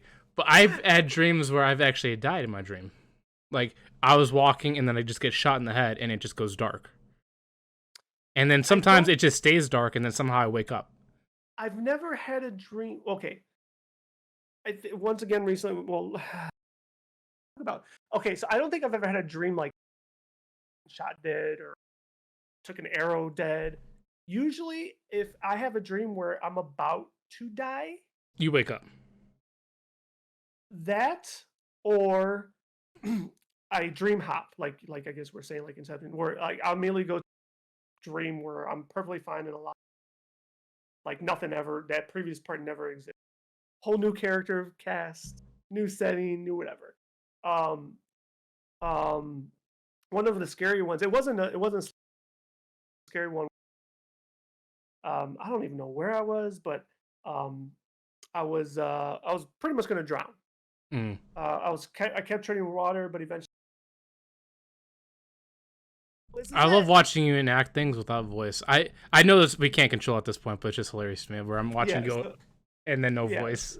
So about to drown, but the moment I that last I like ended up in a pure like desert with nobody around. And it's like, okay, that was weird. And then I wake up. But I've never had one where I got in. The only one that was pretty lucid where I died and I kind of like in my head knew I was dead was one where, and I shared this on my stream. Like, I'll try to give the very short version. But basically, distance, saw a rocket shoot up in the air, pretty much broke the atmosphere. Everything was getting sucked in like a black hole, and I'm just watching everything go. And I'm like, well, here I go. And then everything went to black, kind of how you're saying. But not only did it go to black, like I started hearing like ghosts, but they were like whispers. And even though it was pitch black, I could kind of see like clouds and stuff move. And they pretty much told me like it's not my time. It's funny that Go you say that back. because I didn't see clouds and stuff like that. It was pitch black, but I heard noises too, and I heard the Yeah, exact same thing. yeah, You're not ready. exactly. And then I wake up, So which let me ask you this before you move on. When you yeah, woke up, because the one I've only had one where I've actually died. Usually before I die, I wake up, but the one where I actually died and it just went black and I heard voices. Everything was soaking wet. Like not because I, peed myself or whatever. Like my whole body like just exerted sweat. Like my neck, my back, my face, my chest, everything was just all covered in sweat. when you woke up. Yes, when I woke Um, up in real I life. yeah, yeah, yeah. I I don't recall if I was in a sweat. Unfortunately, I don't recall. I can't. I'm sorry. I can't. Like it was like an unusual amount of sweat. Like it was just drenched. Like it almost looked like I peed myself, but from my whole body. Yeah. No. Oh well. First off, I think I could answer confidently if I did sweat. It wasn't that excessive.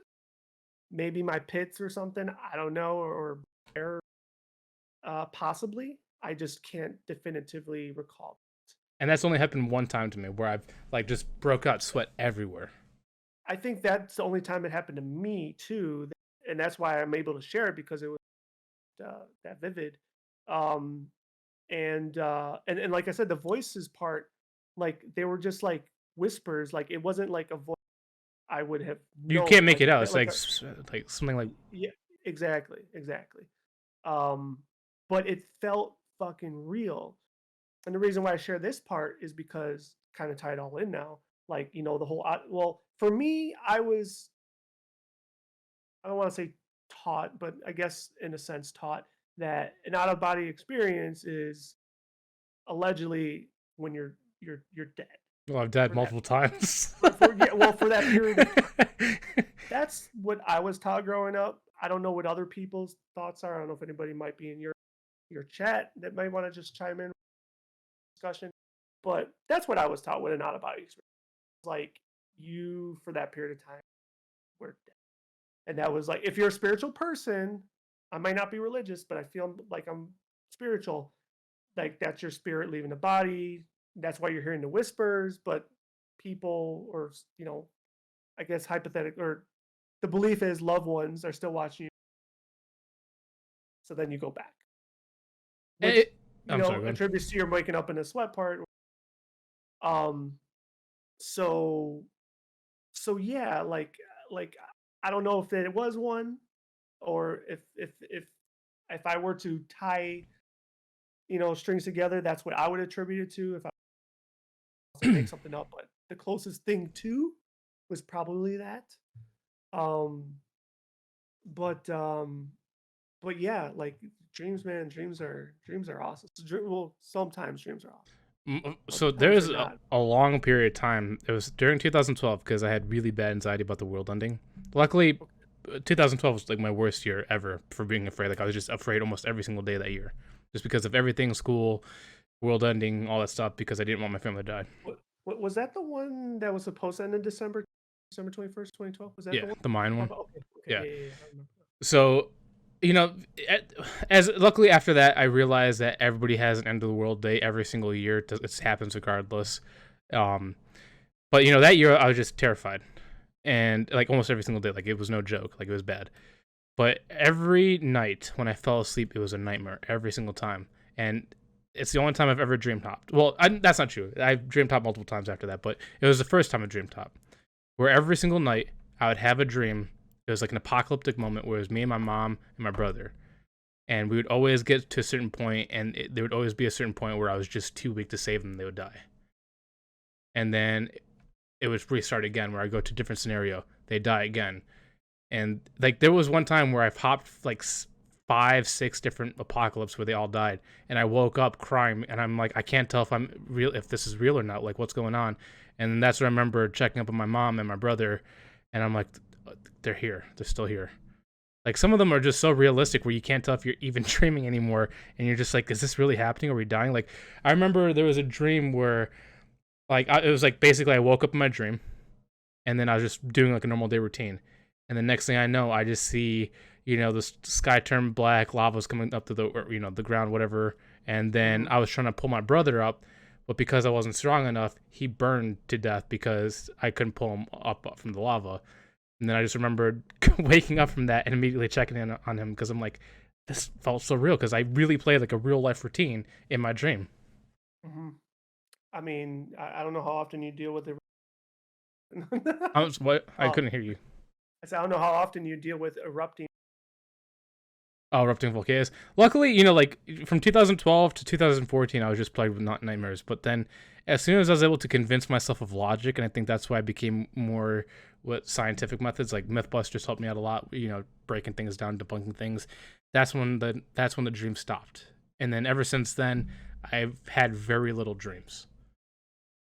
But also to add to dreams, I've also never had a wet dream until this year, and I've had 4 in a row. And I was very excited. What the fuck? You're so proud of yourself. No, because people like say they've experienced it. I'm like, I've never had one. They're like, you're lying. I'm like, seriously, I've never had one. This year, 4 times in 2 months from so 2 months apart basically. I was like, wow, that was good. Well, okay. Well, maybe we'll segue back to pretty funny, but fuck. See, now you just made me lost my. Oh, that's what I was.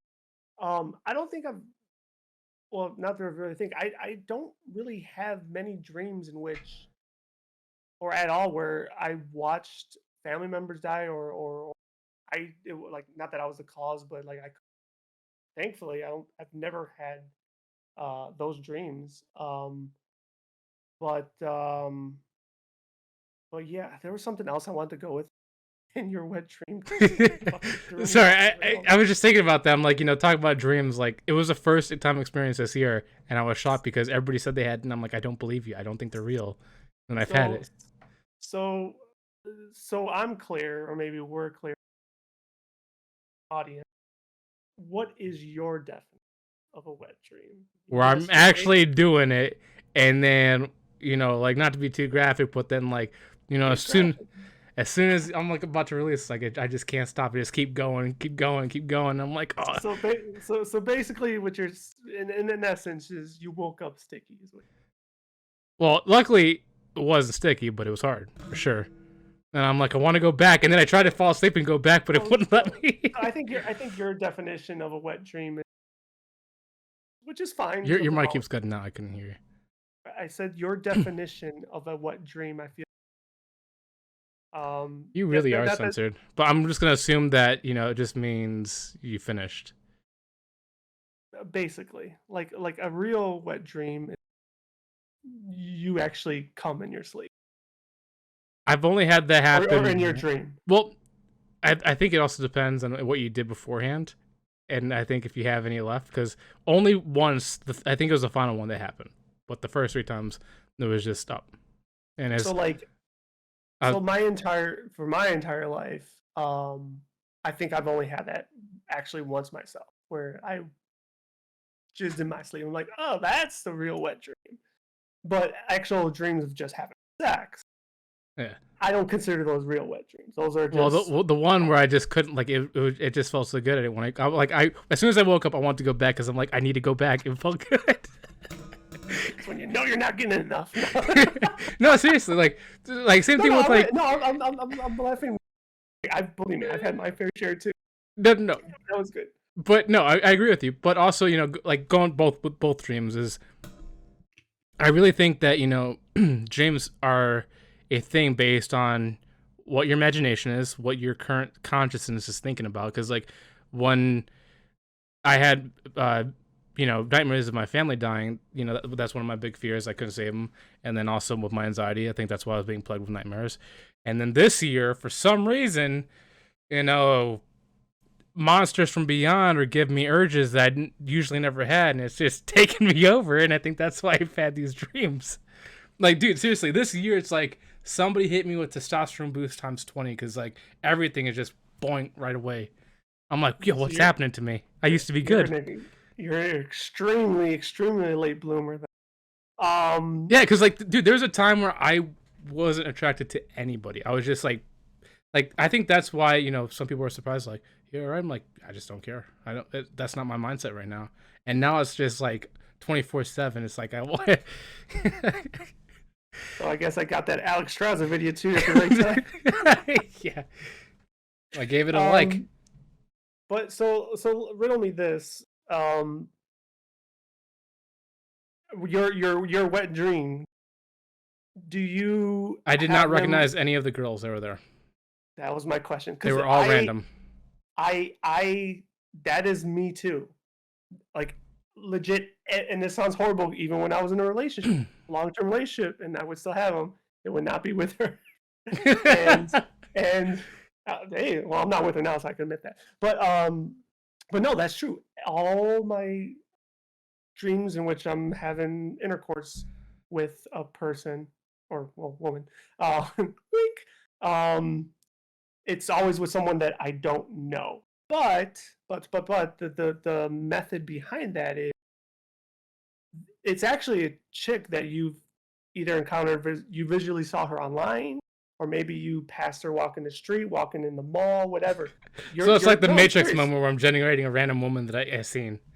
No, that is how it works. That is how it works. Well, they've all been 10 out of 10, so I must have seen some really awesome people. Exactly. I'm hoping so, right? I mean, it's a fantasy for a reason.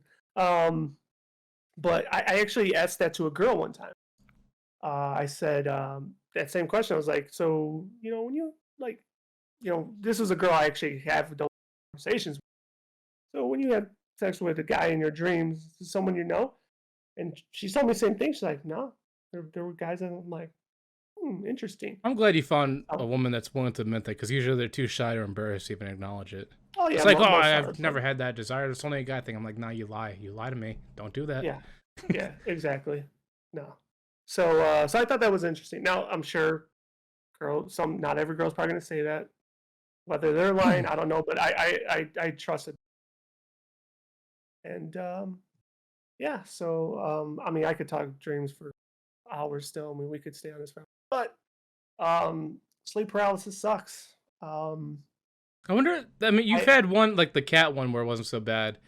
Yeah. And I can't say that any of the ones I had were like nightmarish. Like my mom, she's definitely had nightmarish ones where she thought people were trying to kill her and drag her to like, a shadow realm or whatever. For me, it's just been like figures, or just me being held down and can't move. But I wonder if anybody's ever had a good sleep paralysis. Well, once again, like, I would say that one with my cat was a good one compared to all the other ones I've had. But it was also coincidentally the very first one I ever experienced, which I don't know how much, I don't know how you want to attribute it, but it really was. Otherwise, all of my other ones were bad. I would categorize them as nightmares for sure. Like one was I guess like a natural disaster one where I was back in my old condo. Well, all of them were in my old condo. I'm kidding. And I got up out of my bed, left my. Also, too, I also know in my dreams my light switches never work. That could be one of your signs that they don't work. Yeah. But basically, it was like raining really hard, tornado hard, and for whatever reason, because you remember how my old condo looked, my living room, the whole wall was blown out. But it was like pouring. Like it wasn't coming in, but it was pouring, and it was like almost like tornado. Just like, well, this is fucked. But I couldn't wake up. Like I was just like it was so real, surreal, whatever you want. And I think eventually I just went back into my room, laid back down. You're like, I can't deal with this. Yeah.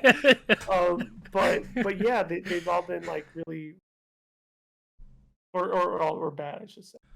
Yeah, But it's an interesting topic. I would to hear other people's episodes that may be listening to this, and feel free to leave a comment if you can on this podcast, so we could see it and hear your episodes, because yeah, I, I I en- I enjoy this topic a lot.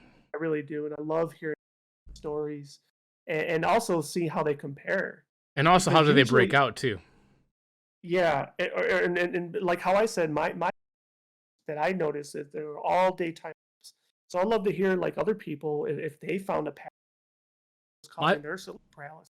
Like, Yeah, let's start doing our own research. Let's do our own research. yeah. Compare contrast. So I Let's don't compare. know if I have a pattern yet because it was all sporadic. Two of them were at night, one of them was in day.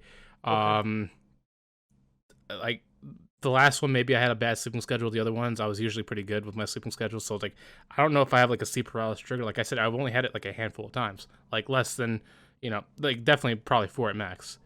Mm-hmm. And like, I don't know what my trigger is, but like for something like my mom, she gets them consistently. And I don't know where her triggers are. I think they're more Yeah. like based on stress, while mine are based Yeah. on imagination. But I I I, I go ahead. still even though supposedly based on, like I said, I do my own, from what I had gathered, people or research claimed it wasn't stress.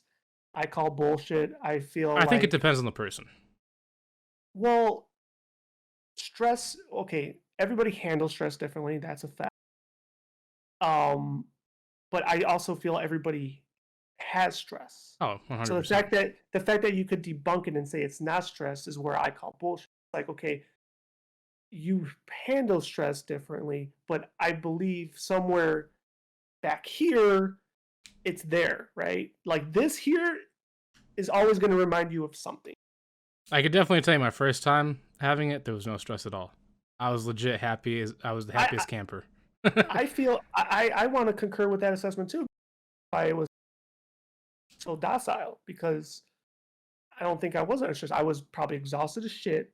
And also, too, here's another thing. I know quite a few of those episodes happened when all those issues I was having with work.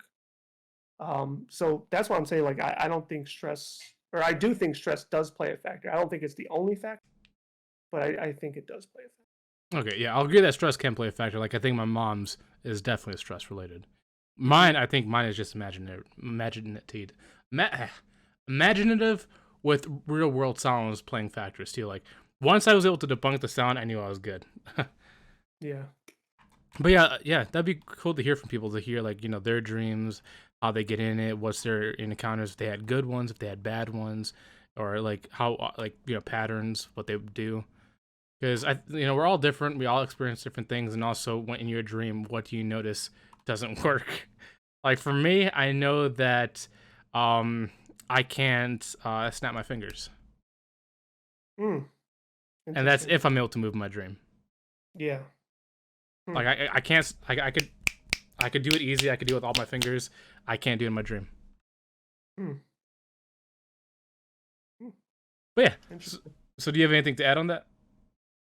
Like I said, dude, I could I not that I want to let it die, but I feel like we'll end up talking about. I will officially be your translator. I think you said that we'll come back to it later as things happen. But Sure. now we can go to Pokemon. So I've been holding this off. Like you played a lot of World of Warcraft. Me, I played a lot of Pokemon. Um, I'm almost at 60 hours. My Yeah. opinion on this game is changing as I keep playing, because Oh. even though I beat the entire game, the post game, everything, there's certain parts I don't know why only in certain encounters do they have a good soundtrack. Like the majority of the soundtrack is dumb. It's horrible. It's the worst I've ever had. But when I went to Area Zero and certain boss music, Penny's boss music, it was amazing. It's like, how come they only made like 3 good tracks and the rest of it sucks? But go ahead. So if I may, so maybe you don't spoil it for me. I just went into the crater and I've pushed a button in 2 research spots. So that's exactly where I'm at. So you're, don't spoil anything for me from beyond that. I'm getting Well, I'm trying to you and get I there. have different stories. Oh, okay. Well, That's where the story has changed. Is that for me, mine is with Arvin and his dad. Yours is with somebody else. I know they're different, but I can guarantee you they're going to lay off there a little bit. Um, because I have Penny too, I have Arvin too, and point I'm pretty sure they're going to end very similar. I don't know why it's doing that. It's probably just a weird glitch. I'm just like making subtitles for you. Okay, that's fine. But anyway, to your point with the soundtrack, Raider, I was digging the soundtrack. Yeah, because it's almost it's like a Zelda God of War, but then yes, it's hard to exactly. describe. It was like, oh, this is it didn't sound Pokemon-ish, No, I didn't. but it also felt awesome. Yes. Like I like once I landed, I got because it was right before we were starting the podcast. I'm like, fuck, I almost want to cancel the podcast. Like I want to keep this going because it was so different from Pokemon, but I enjoyed the shit out of it. And I'm guessing I'm only like an hour finishing this, but Oh, you're very close then. There's post game, yeah. but the post game is very short too. Yeah. So, but still, I just obviously I want to experience it myself. But so if you could continue your line of thought without Oh saying no, my Area Zero thing was just like the music in there was just amazing. I loved it. Gotcha. I also like the story in Area Zero. My story is different than yours. I don't know what your story is, but the story I got for Violet, I felt it. How do I say? I felt emotional, and I know yours might be different because it's not the same character. Also, once again, to the music, Ed Sheeran is the final song for the credits. See, there's a spoiler. I told him not to spoil. No, anything, it's music related. It's not story related, all right? It's still a spoiler. You know there's gonna be credits. I didn't know what was gonna be playing with the credits. Oh my god! All right, fine, sorry, but it's a good song. I hope you enjoyed because I digged it. It was. Well, I already heard the song because it's. But trying to make it a big deal, but you already heard the song. Well, yeah, it was in the trailer. Like, was it really? I didn't hear it. I didn't watch a trailer. The last trailer, it's Celestial or whatever, and there's a music video. No, it is a great song. I just feel like, once again, I haven't finished a game, but everything that I have experienced, I don't quite see how the song fits the theme of this game. Dude, for me, it felt like a Pokemon movie. Like, you know how the Pokemon movies are sometimes they're very emotional and impactful. And my ending of my story played perfectly with Ed Sheeran's song. Okay, well, I'll have to experience it on my end. Maybe it will. Because I was just sitting there like, man, I can't believe it's over. But like I said, since I've already heard this, I just couldn't really put it together. But maybe the story will tie it together at the end. But it's funny. You did spoil it, but not entirely because I did. But because people were actually, What's that spoil? Oh, the song being in the game because people were actually spoiling that and making fun of Nintendo. That the reason why the game is so laggy because sharing the game, so that's why it's laggy. But yeah, that's I agree with you. A lot of the track or the game sound, I'm a fan of. That's why I said like the. You said you're music, not, or you are. I am not. You're not. Okay. I don't hate it either, but to me, it is lack. It's boring. It's dull. It's basic. Yeah, like I told you, to me, the regular like overworld battle music sounds like 70s porn. Like it's so outdated, it's so dull, it's not good. And then boss battles or the gym battles, they just ripped on the last game, so and only for the final Trash Slice Pokemon, not the whole thing. Exactly, and then you hit him with he hit him with a silence, and that was it.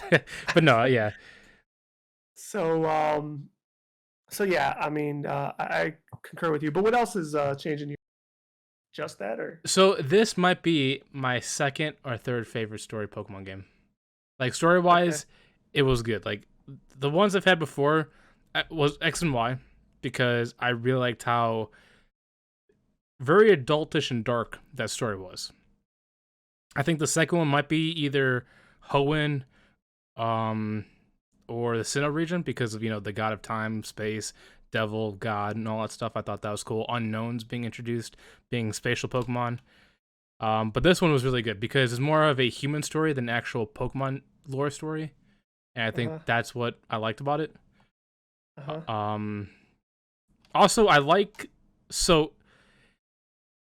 well, since you're battling, you got two of them. You know that there's alt forms of certain Pokemon, right? Like right now, you got the primal forms of two Pokemon. Once again, that's another slight spoiler, I guess. Well, you versed two of them. Not by you. No, I haven't. Well, you have to because you have to verse a Pokemon every time you enter a research lab. Yes, but I don't know if they're like primal Pokemon because the first one I thought was the Elite Four, the champions last Pokemon. I don't know if that's a primal one or not. Because no, that's not. That's just a new Pokemon. Yeah, so that's my point. So that was the first one I thought. The second one I thought was a different version of Jigglypuff, but it didn't have the name of Jigglypuff. It says something. Yeah, that's the primal version of Jigglypuff. Oh, okay. Well, like mine has futuristic. Like I have like Hariyama. You won't have it in your game, so it's not a spoiler. But like for me, I have future Tyranitar. I have future whatever that three-headed dragon Pokemon is. I have future Hariyama, future Delibird, future whatever. They're basically all future robotic Pokemon. I thought that was really cool. I love those variants. Yes, I don't know which version. But I guess to your point, I'll be experiencing them very soon. Which primal Pokemon did you experience so far? Just the two I just told you, which I don't. Oh, Jigglypuff and who else? The Elite Four champions. The Glimmora. I don't know.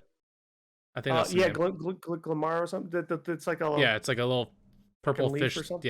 Yeah, with two eyes. Yeah, that thing. That's what I had. So I don't know if that's considered. Well, if it's in your game, then it's not a primal Pokemon. The first one is not a primal Pokemon. That's just a new Pokemon to that region. But the second one, the Jigglypuff one, that's a primal. Okay. So yeah, then that's the first one I experienced. But I wasn't so sure because the name of it wasn't. They don't show it as the name is Jigglypuff. Yeah, it's like showed it as like Iron Moon or Rising Moon, like whatever. Rampage and Tail or something where they called it out. Yeah, it's something stupid. Like for me, my Pokemon had at least your Pokemon names are creative. Mine are very basic. Every new variant is called Iron something, Iron Thorns, Iron Jugulus, Iron Hands, just something stupid. It's always Iron something, Iron Moth. Gotcha. But no, I thought those variants were cool. I think all the variants, like the Taurus variant, the Water and Fire ones, that's cool. By any chance, did you experience the 4? I don't know if you want to consider them legendary Pokemon, but apparently they're not a part of the post game. They're part of the whole game. No, I haven't experienced any type of what I would consider legendary or. Have you done anything with like? So this isn't spoiled because I'm still looking for it myself. But there's little things around the map, like little posts that are shining, and you got to pick them up. Have you done any of that? I've picked some up, but I haven't unlocked anything yet. Okay, well they're related to stuff. They're related to stuff. Okay, because and I'm kind of confused. I don't know if you already did research or to spoil or whatever, but like, for example, the first if you want to call it zone area or whatever, I think I picked up at least what I believe I picked up 4 of them already. So I went to that location, and there's still 3 chains on it, and I'm like, okay, so how many of these are there that I need to find? Now, maybe you know the answer, and that's fine, but that threw me off. I was like, I thought there would only be 4. So the funny thing is, I did do research only because I thought it was like a DLC hint, because I was going through the whole map catching Pokemon, because I'm only 100 away now from completing the Pokedex. Like, legit, I'm like, after I complete the Pokedex, I 100% Violet. So I've been going through the map catching Pokemon, and I noticed the chains, and I kind of like the fact that it's all spread out. They're all random. Usually they're on like the outskirts of the map, at least from what I've noticed. I haven't checked all of them yet. But I thought it was a cool little hint that they don't tell you about. You just have to randomly go explore it. I don't think I've ever seen an NPC talk about it. I don't remember hearing any in the store-wise. I've read all the dialogue. I had never seen any single hint towards it. I just randomly came about it, and I put 2 and 2 together after I kept grabbing them. Okay. and I think it's Well, cool. okay. Well, I guess I'll have to figure it out. But yeah. Okay, I'll the only figure reason I it was out. asking is, like, you don't have to beat the game in order to experience that. Like, obviously, you just said you did in the first zone. Mhm. I haven't done it until after I beat the game, but I just thought it was one of the most unique ideas because usually Pokemon likes to hold your hand through that stuff. Like, they like to tell you Mhm. what your next step is. This one, there's Mhm. no holding your hand. You have to legit explore the world and discover it yourself. And Gotcha. I thought that was really cool and unique for Pokemon. Okay. Cool. Well, hopefully I figure it out. So my second thing, well, I guess third, is how many Terra raids have you done? Have you versed Charizard? um, the raids, not many. Like I only did a couple or a few. I'm not now that it's out. Like I'm not a fan of this gimmick system. I'm just not. I think it will. Once again, I'll reiterate what I. I think it will be great for competitive play. I really do. I don't partake in competitive play, so it doesn't do anything for me. So I'm not really um it's not that I'm not enjoying it. I'm just it's content that's not gravitating towards me. I have not done Charizard yet. I will do Charizard. That's why I put more time into today's because I don't think I could do it until I finish this end game stuff, right? Yes. I Wait. think yeah. So Well, I know you can't do certain raids, but I don't know about the Charizard one. I don't think you do Charizard one, and I think that's why I'm trying to get over because um yeah, you have to beat the. I thought you had to just beat the Elite Four, but then I went to go see if I could No, you piggyback have on to beat the somebody. post game. You have to beat the Yeah, post game. so now so I haven't done it yet. But like these event ones, I'm definitely looking forward to, and I will gravitate. But the ones that are in your open world, I haven't gave a fuck about. So my opinions on this on the raids in general are very mixed because I like that I can fight these Pokemon with other people. The negative is that the scaling is broken. Is oftentimes I can't complete any raids with random people. I always have to do it solo. That makes it easier for myself. Because for some reason, I guess the more I don't know if this is true. I'm just assuming from my experience. Mm-hmm. The more real people I have, the harder the battle seems. When it's just myself, it seems like the guy is more squishy. Um, also, there's certain Pokemon that are extremely broken, like Asmodee. Like when I say broken, like his attack stat is really strong, but because his attack stat's so strong, the game actually doesn't recognize it. So every time you attack, the bosses actually heal. Because you're Hmm. doing so much damage, the game doesn't recognize that it's actually being done. So instead of that damage you actually do, it goes back up again. So making Hmm. if you basically use Asmodee, you're not gonna complete any raids just because he'll keep healing himself. Hmm.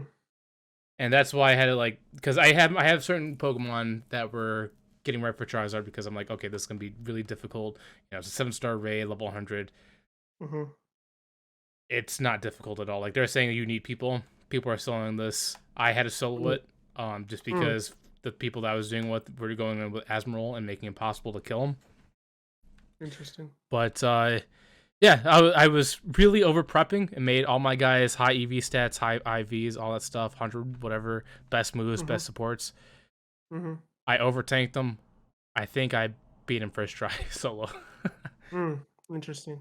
Well, that's kind of a bummer because initially, um, for whatever reason, I guess the census was it was going to be difficult, and now I guess the latter is happening. Well, Well, I'm not we'll against see. the easy part. What I'm against is how bad multiple player scaling is. Like it almost seems like as much as this is meant to be played with other people, if you do play with other people, you're most likely not going to get it done unless if everybody knows exactly what they're doing. And that's the problem. It's Gotcha. like you're almost better off going solo, which is an issue. Mm, yeah, I'm following you. Like it's cool that you could do a solo. Like I think it's good for people that don't have internet, but if you make it too hard with players, it's like what's the point of even matching with anybody? I'm following you. Yeah, and I think that's why. See, I think the solo part being easier is like the new revelation. Want to play with other people and do it, with real players, but it is harder. versus the revelation is, well, it's totally doable solo. If not, it's easier. So that's kind of like the buzzkill that, you know, it's not creating that atmosphere to play with other people. Yeah, that kind of that sucks. I mean, I'm sure hoping they fix it, and I think that's also a big part of the topic is, new update. So they did push a new update for this, which I think also assisted with some of their bug fixes, but I know it didn't help or resolve all of them. But Nintendo claims they're committed to continuously release patches till they theoretically get it right. Um, which I don't know if you saw a video, but I saw. I guess they um, emulated it or whatever, ported it to 60 frames per second, and how amazing it fucking looks and plays. If they port it to 60, that definitely hasn't happened in game because that's not what's running it now. And I No, I really know that. don't think they could do it. No, and I was gonna say, and it never will happen on Switch. But I'm just saying, like, if you see the video play, or if you see the person playing it at 60, it just looks amazing. And it's kind of one of those things where, like, how you always bash Nintendo for. It's such a shame, but nonetheless, still having fun with it. I don't want to necessarily say it's taken totally away from my experience.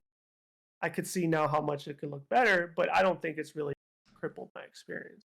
Well, I don't even want to watch the video because I'm afraid that if I do, I won't be able to see. But I actually haven't read the patch because I know I know there was like a gigabyte update today or yesterday. Yeah, I think it was a whole game. Like for Nintendo, that's kind of big. That is big. Yeah, that is big. So do you know what the patch entails? Because I don't know what they fixed. I looked at it.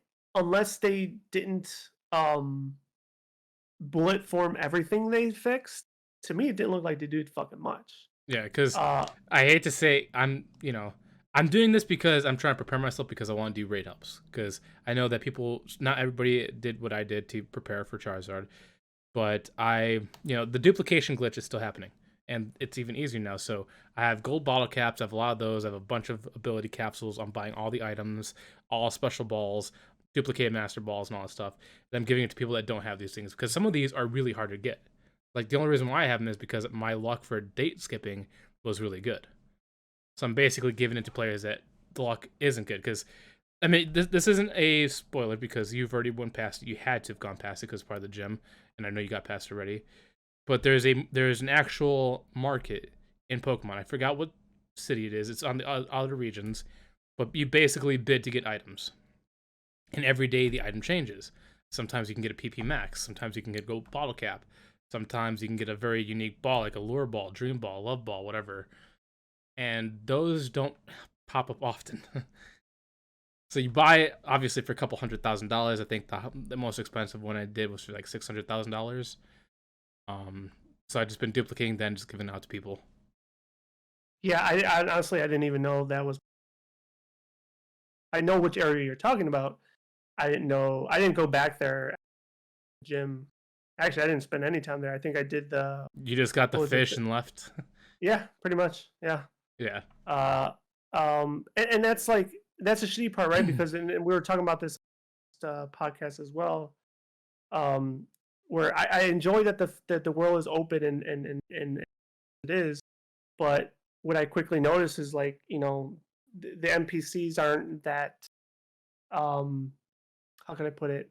They're forgettable and they're not worth it. They're not needed. Yeah, like they're a lot of them aren't something you would actually converse with and like that RPG element doesn't exist. So with that said, I've been ignoring a lot of stuff, and I'm guessing I'm cutting out again. No. When you're saying that there's NPCs, like most of the time I will agree, but in that one particular part, that town that does the market, those girls are stacked, dude. I've never seen girls more built than they are. Oh, like I was just watching them, like, what the hell? They spent a lot of time on that model.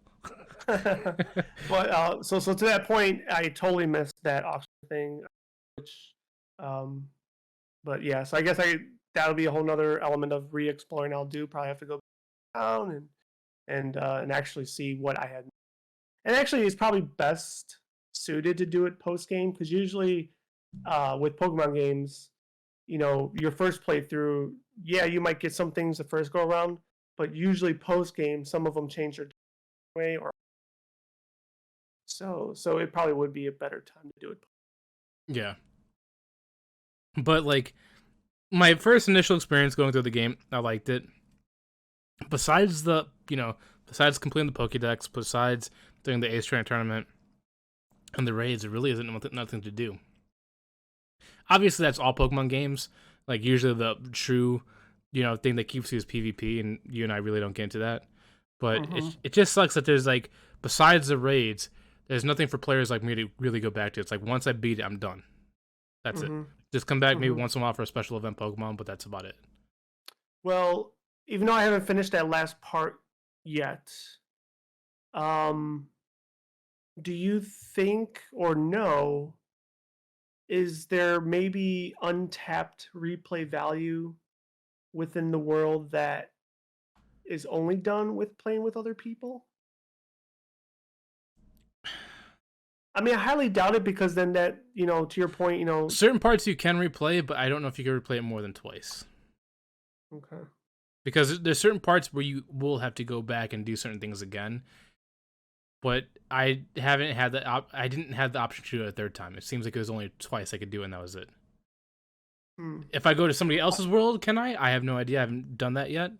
I'd like to try that out with you and some other friends because I don't want to get randoms in there. But besides that, I don't know. I wonder if a DLC approach would be, even though I haven't finished this last area yet, but it seems to me, at least briefly what I have done, that those, whether they're the prehistoric or the futuristic Pokemon, are confined to that area. If they get are you talking about confined to Area 0? Yeah. Do you want to know? No. Just now because you asked that, now I think I know the answer. Well, but anyways, let me just finish my. Going back to just having adding replay value when you play with players. I wonder if they could do. It doesn't even have to be those Pokemon. Maybe the alpha Pokemon. Well, there is no alpha Pokemon anymore. After you beat the Titans, I know, but you could. Perfect example. You could replace it with Titans instead of alpha. What I'm getting at is there could be replay value with playing with other people to just go around the world and defeating Titan-type Pokemon with multiple, just like the raids, but in open world, and then kind of get rewards that way. Almost turn Pokemon into a monster hunter. That'd be cool. I think that would be cool. I'm actually surprised they haven't done that with Mystery Dungeon series. That would have been the best game to do that in. I never played any of those games. Dude, Mystery Dungeon, I played a lot on the DS. I haven't played the Switch version, but like it's basically a turn-based RPG. You have 4 characters that you switch in and out, and you combat them. But that would be like a perfect game to have multiplayer where those 3 other characters are actual other people. But they haven't done it. Well, at least I don't know about the Switch one because I haven't played it. But the DS ones, you couldn't do that. But yeah, I mean, I think that would be for this game. However, with all the issues they're having, maybe it's something they might not want to try. But I mean, I feel like there has to be some sort of. It's just what is it going to be? So, because it's not a spoiler, well, at least I don't think it is. But I think Arceus is the best bait for Scarlet and Violet. Only because it gives you an idea of alternate timelines, and I feel like it sets Scarlet and Violet up perfectly for what they could have in the future. I don't know. Maybe. Because I mean, when you bought the game, you know that Scarlet is primal, Violet's future. I would love to see alternate versions that you could play in of those timelines. When you say ultimate version, meaning the entire. Yes, like I can go back into the past 100%, or I can go in the future. That would be, first off, that'd be awesome, and 2, I think that'd be a bold move by Nintendo if they could pull that off. Like, let's say Scarlet Violet 2 come out, like Black and White 2, and it's just complete primal for Scarlet and future for Violet 2. Yeah, no, I think that would be fucking awesome. That'd be super fantastic. But that would be bold because now you're not talking about creating 2 worlds. You're talking about creating 3 worlds because you Yes. have your base one, then you have one for Scarlet and one for Violet. But that would be awesome. That would be dope. Hmm. But that I think that'd be way too. I don't think I feel like with this game because they actually have two different stories for each game. I think it might be the way they're kind of heading towards. I once again, if that were to be a DLC, you're really kind of talking about like throwing a whole new game. Like, I mean, And, that's a lot to achieve, in my yeah, opinion. yeah. Well, That's pretty. especially for That's pretty. Nintendo. That's pretty bold. But I think we might see a variation of that, though. I think we're going to see a time vortex. Did you? So when you play the game, did you look on the map where I was telling you where the lines are, kind of like for area Ah, zero? I still haven't done that. No.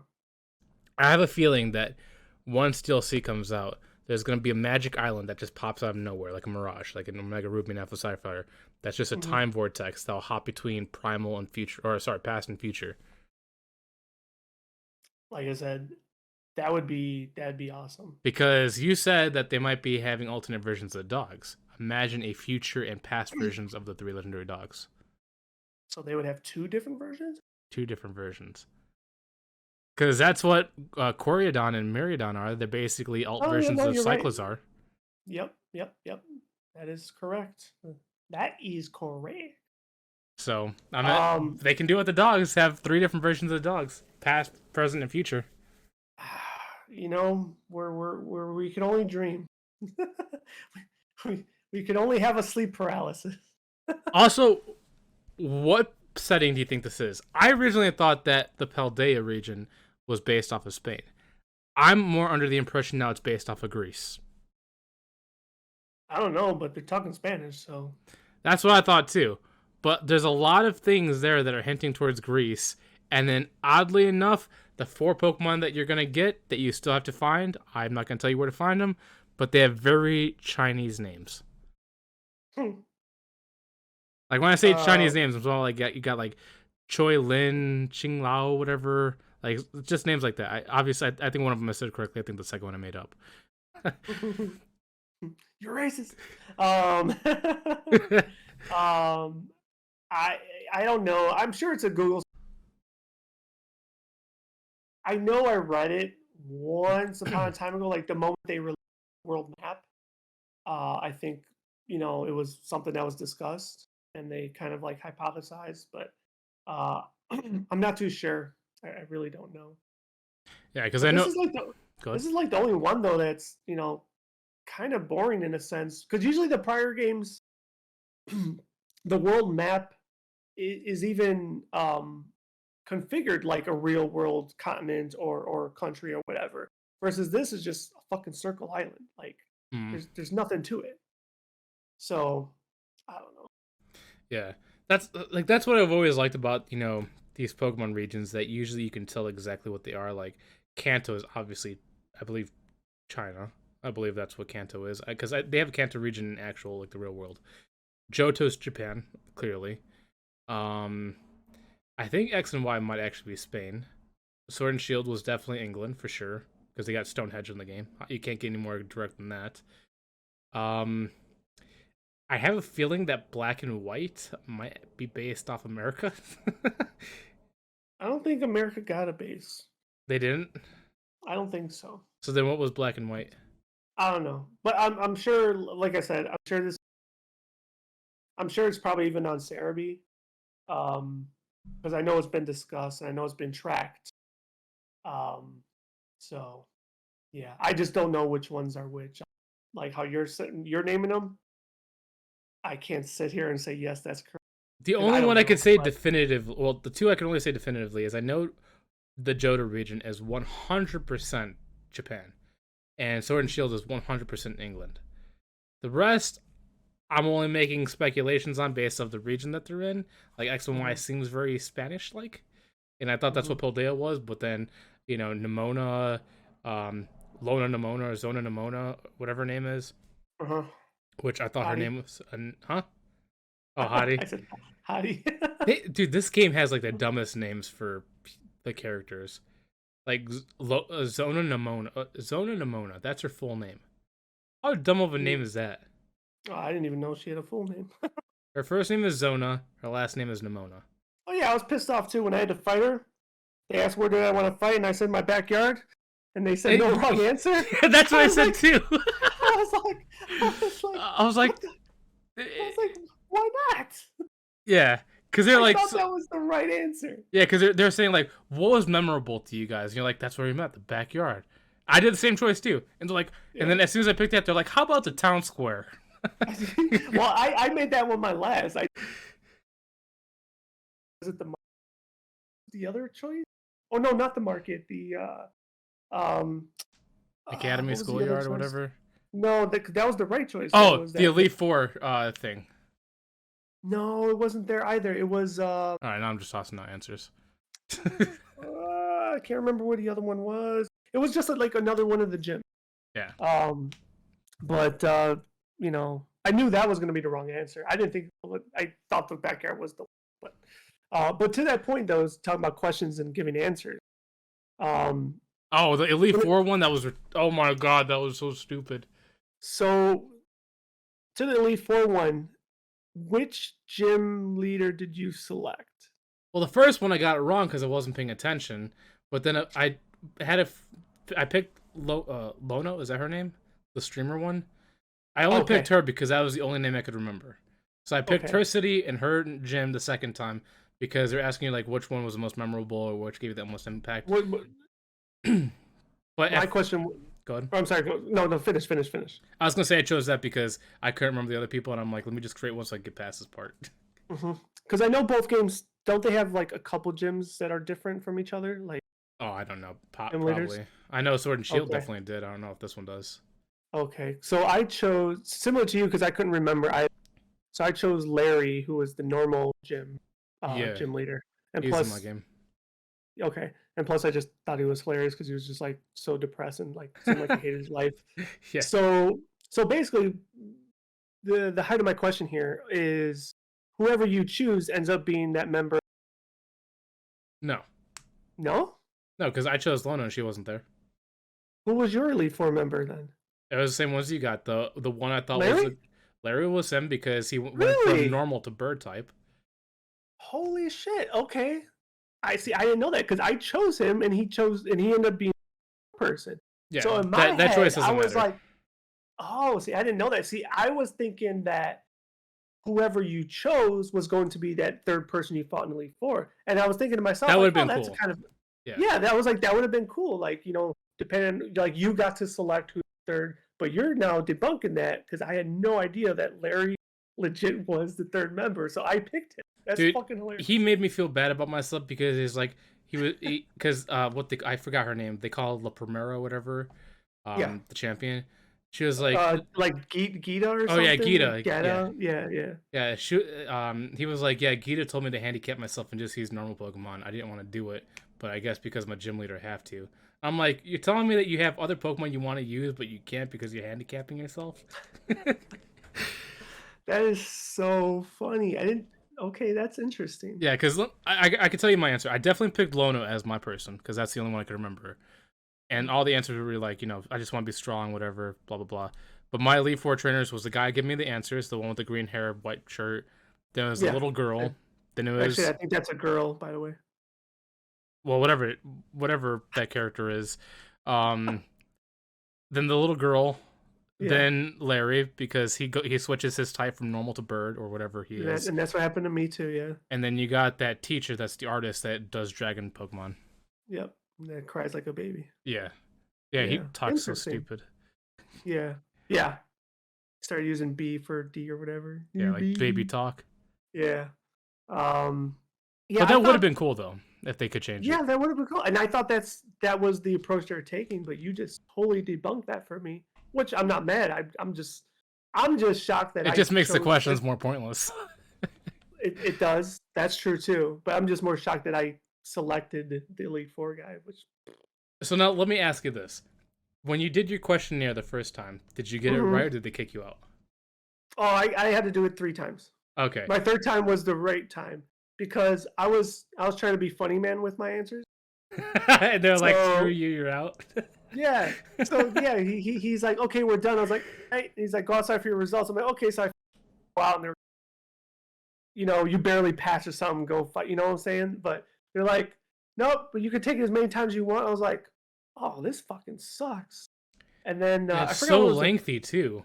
Like it's not yeah, short, it's long. yeah, it was, and especially the gym leader part though, because, and that's why I went with Larry because I knew all the. Well, actually, I'll take after I failed the city part, I cheated on the Pokedex. But I knew he was normal type, so I was like, but I didn't know that was going to be the next question, but I knew that ahead of time. And then what else what was I cloudy about? Oh, so Because I think it's funny that you cheated because I did twice. The second time I answered it right, but I didn't cheat. but like what I'm curious about though, I would say about two of those questions were very opinionated, but I don't know if they would have let you continue and pass no matter what. Yeah, Or if the there the really one where was you want to be like the right stronger, answer. catch them all, or just have fun. That it Yeah, doesn't matter what you chose. that was the opinion It's one. the Yeah, gym okay, leaders so that mattered. gotcha.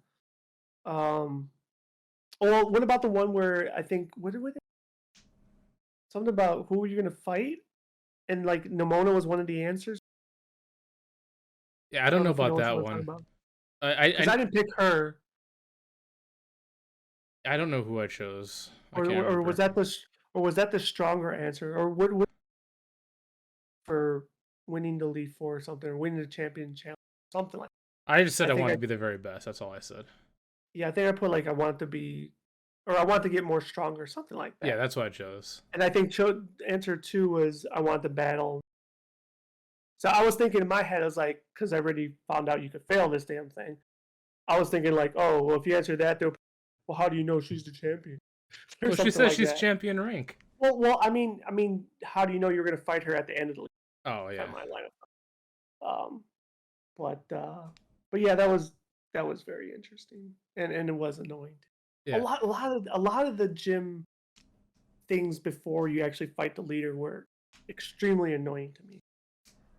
Like even the dancing one where you had to just, or not dancing, the yoga one, like it was Oh, so dumb. I think that was the one I liked the most, but I got it wrong the first two times because it tells you that you have to guess. It's basically premonition. That's what they tell you. You're training your psychic things. So I was trying to guess what it was until I realized it's Simon Says. Yeah, it was Simon Says. I never guessed. That's Because why I was you like, said you guessed I'm wrong. like I'm how? like, what? Because I was Like, looking no, it for was Simon Says. telltale signs. I'm like, okay, they want me to predict. How am I predicting? Like, is there like a certain like facial expression they do before? And I'm like, and then after I look for all the signs, I'm like, there's no sign. It's just Simon Says. And I was so Yeah, upset with myself. I'm like, this is dumb. Like, why would they tell you to like test your premonition strength when there's no premonition involved? It's just react. that's true. That is true. I still can't get over the fact that that one city where you had to go around with the sandwiches or whatever. Guessed it right. That was the normal city too. That was the Dude, Larry one. I need a. I still. Yeah, I'm gonna clip it and I'm That's gonna send you the hilarious. time because did you actually fight all the people? Yeah, I told you that on the one podcast. I told you I did it the right way. But Because I you couldn't told me even you just find the went stupid and you just dudes. fucking guessed correctly. Because that was like four answers you guessed correctly. Yeah. Dude, I was so disappointed. I'm like, okay, maybe this is the first guy. Maybe he's asking me questions, and I fight him, and I'm like, dun dun dun dun dun. I just chose the most stupid answers I could think of, and then like, correct, you can fight the gym leader. I'm like, what? It was hilarious because I totally could not find the trainers at all, and I accidentally found the guy you submit your answer to, and all of them ended up being correct. That is so funny, man. So funny, and also so lucky though. Yeah. I still haven't even encountered a shiny yet. But whatever. Well, I guess are you shiny using the luck. sandwich method? No, Well, but even with you have to. no, I don't think you have to. I think I was reading. Well, you can experience them randomly, obviously, Yeah, but your yeah. chances are just so bad that it's like not even worth it. Like you gotta do the sandwich method if you have the shiny stone or whatever the whatever you get for completing the Pokédex. Mm-hmm. Once you get Shiny that, charm. yeah, shiny charm, and you get the shiny charm, complete the Pokédex, and you do the sandwich method, you basically encounter a shiny like every 5 to 10 minutes. Like it's ridiculously easy. Hmm. But if you don't Which use any of that, it's extremely difficult. which at this rate, I think I don't know if you want to say compliments to or or what's the word I'm looking for? Or damning of, but that's Pokemon Go's fault, sure, in my opinion. Otherwise, because it's so Oh, easy to for get shinies spoiling in you? Pokemon Go, huh? For spoiling you on your shiny chances? No. I'm just saying, like, I think the reason why they're so easy now in this game than any other is how easy it is to get shinies in Pokemon Go because you could transfer Go and get shinies that way. So I think now in the retail game, they had to kind of, you Balance it out. know, yeah, and Yeah. just make it easier in that game too. Which, like I said, I think if you're someone that enjoys shinies, I think shinies, but um, that's cool. But also, I think it also diminishes rare and cool that they are. And I Well, think that's why Sword and Shield, even in Sword and Shield, it got a little bit easier too. But that's why they tried to implement. I don't know if they were the first game or if there was one before. The different symbols of the shinies, like you'd have the triangle one or the square one. Like it was even more dumb. yeah, Like I don't one know was about rarer that. than the other. I don't know about that in this game, but I know that I'm not really mad because unless you're utilizing the correct method, you're not going to get shinies. Like, there's a guy in Pokemon Pelago that I actually had help because he was like, "Oh, I've been looking for shinies, can't find one." I'm like, "Just do the sandwich method." Like, dude, just eat a sandwich. And then he's like, "Oh man, I just got like 15 of them." Like, see, that's that easy. Yeah, But I like it for reasons because shinies all there are is just cosmetic. They don't do anything better for yeah, you. They're just different, yeah, yeah. and it makes me feel special when I take them into raids. Like, I have like my meta Pokemon that I have for beating every kind of raid, and for half of them, all of them are half of them are shiny. The only ones that aren't is like Kyriadon, Miraidon, and uh, Umbreon. Which I believe, well, maybe not Umbreon, but I think Kyriadon and Meridon or whatever. I think those are locked, right? And I think the starters are locked, but you could breed it into a. I don't know if those two are locked. I haven't checked, but I don't think they're locked. The one that you get is locked, but I'm not You're gonna say anything else. spoiling something, I'm not gonna say anything else. asshole. I think I know where you're going with it though. Um, but yeah. So, anyways, new updates will occur because they claim they're gonna. Nintendo claims they're gonna, fix things. How long that takes, who knows?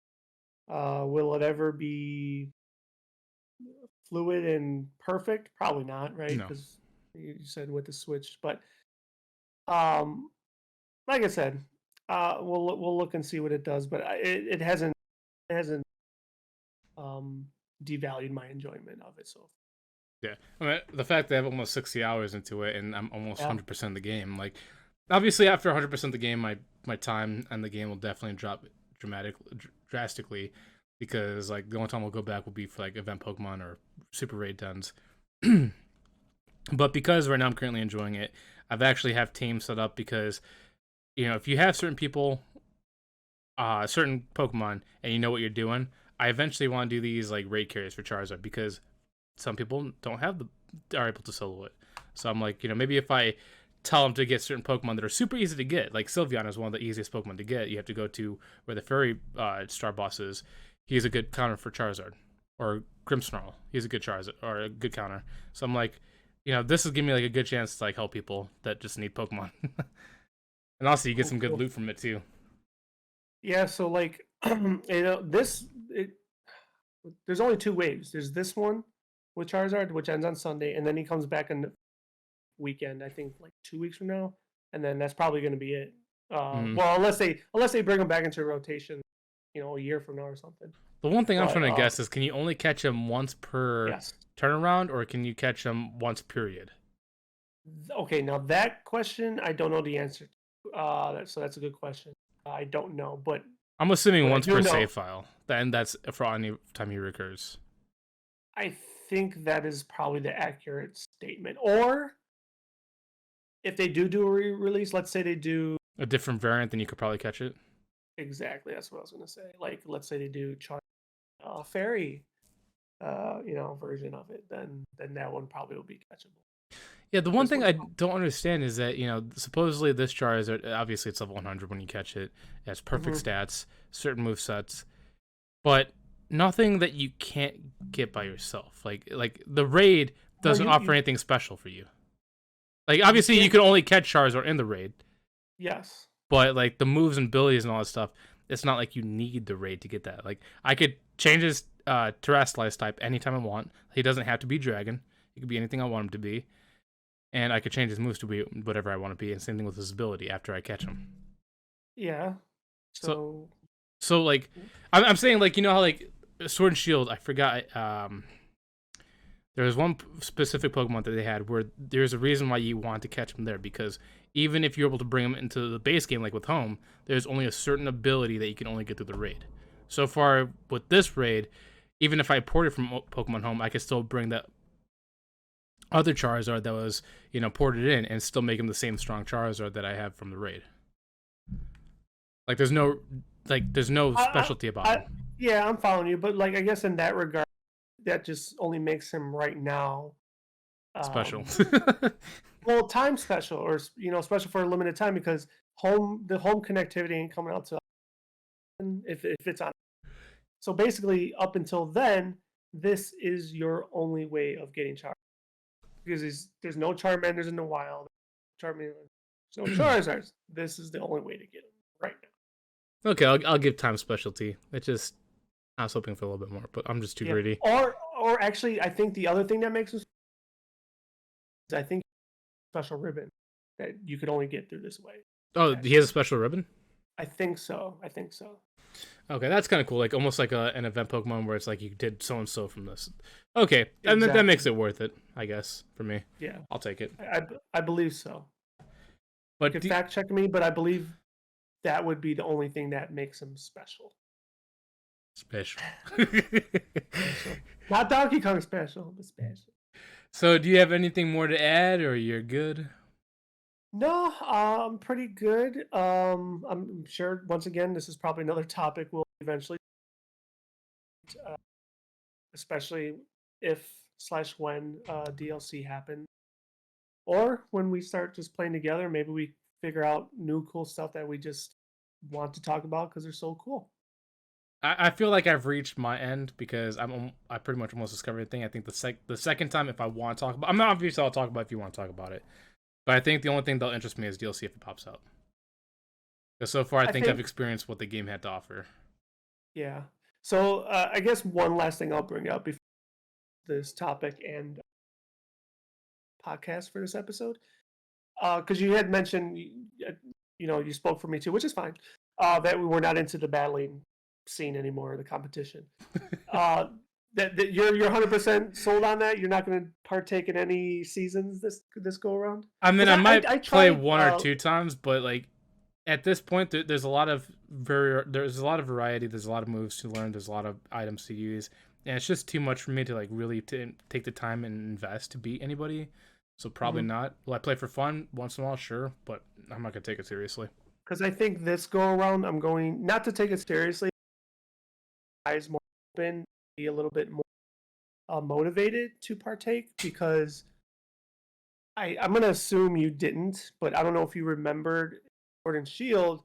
They had, I think it was like it might have been this time last year, for their battle competition. All you had to do was participate. I think you had to play like 3 battles per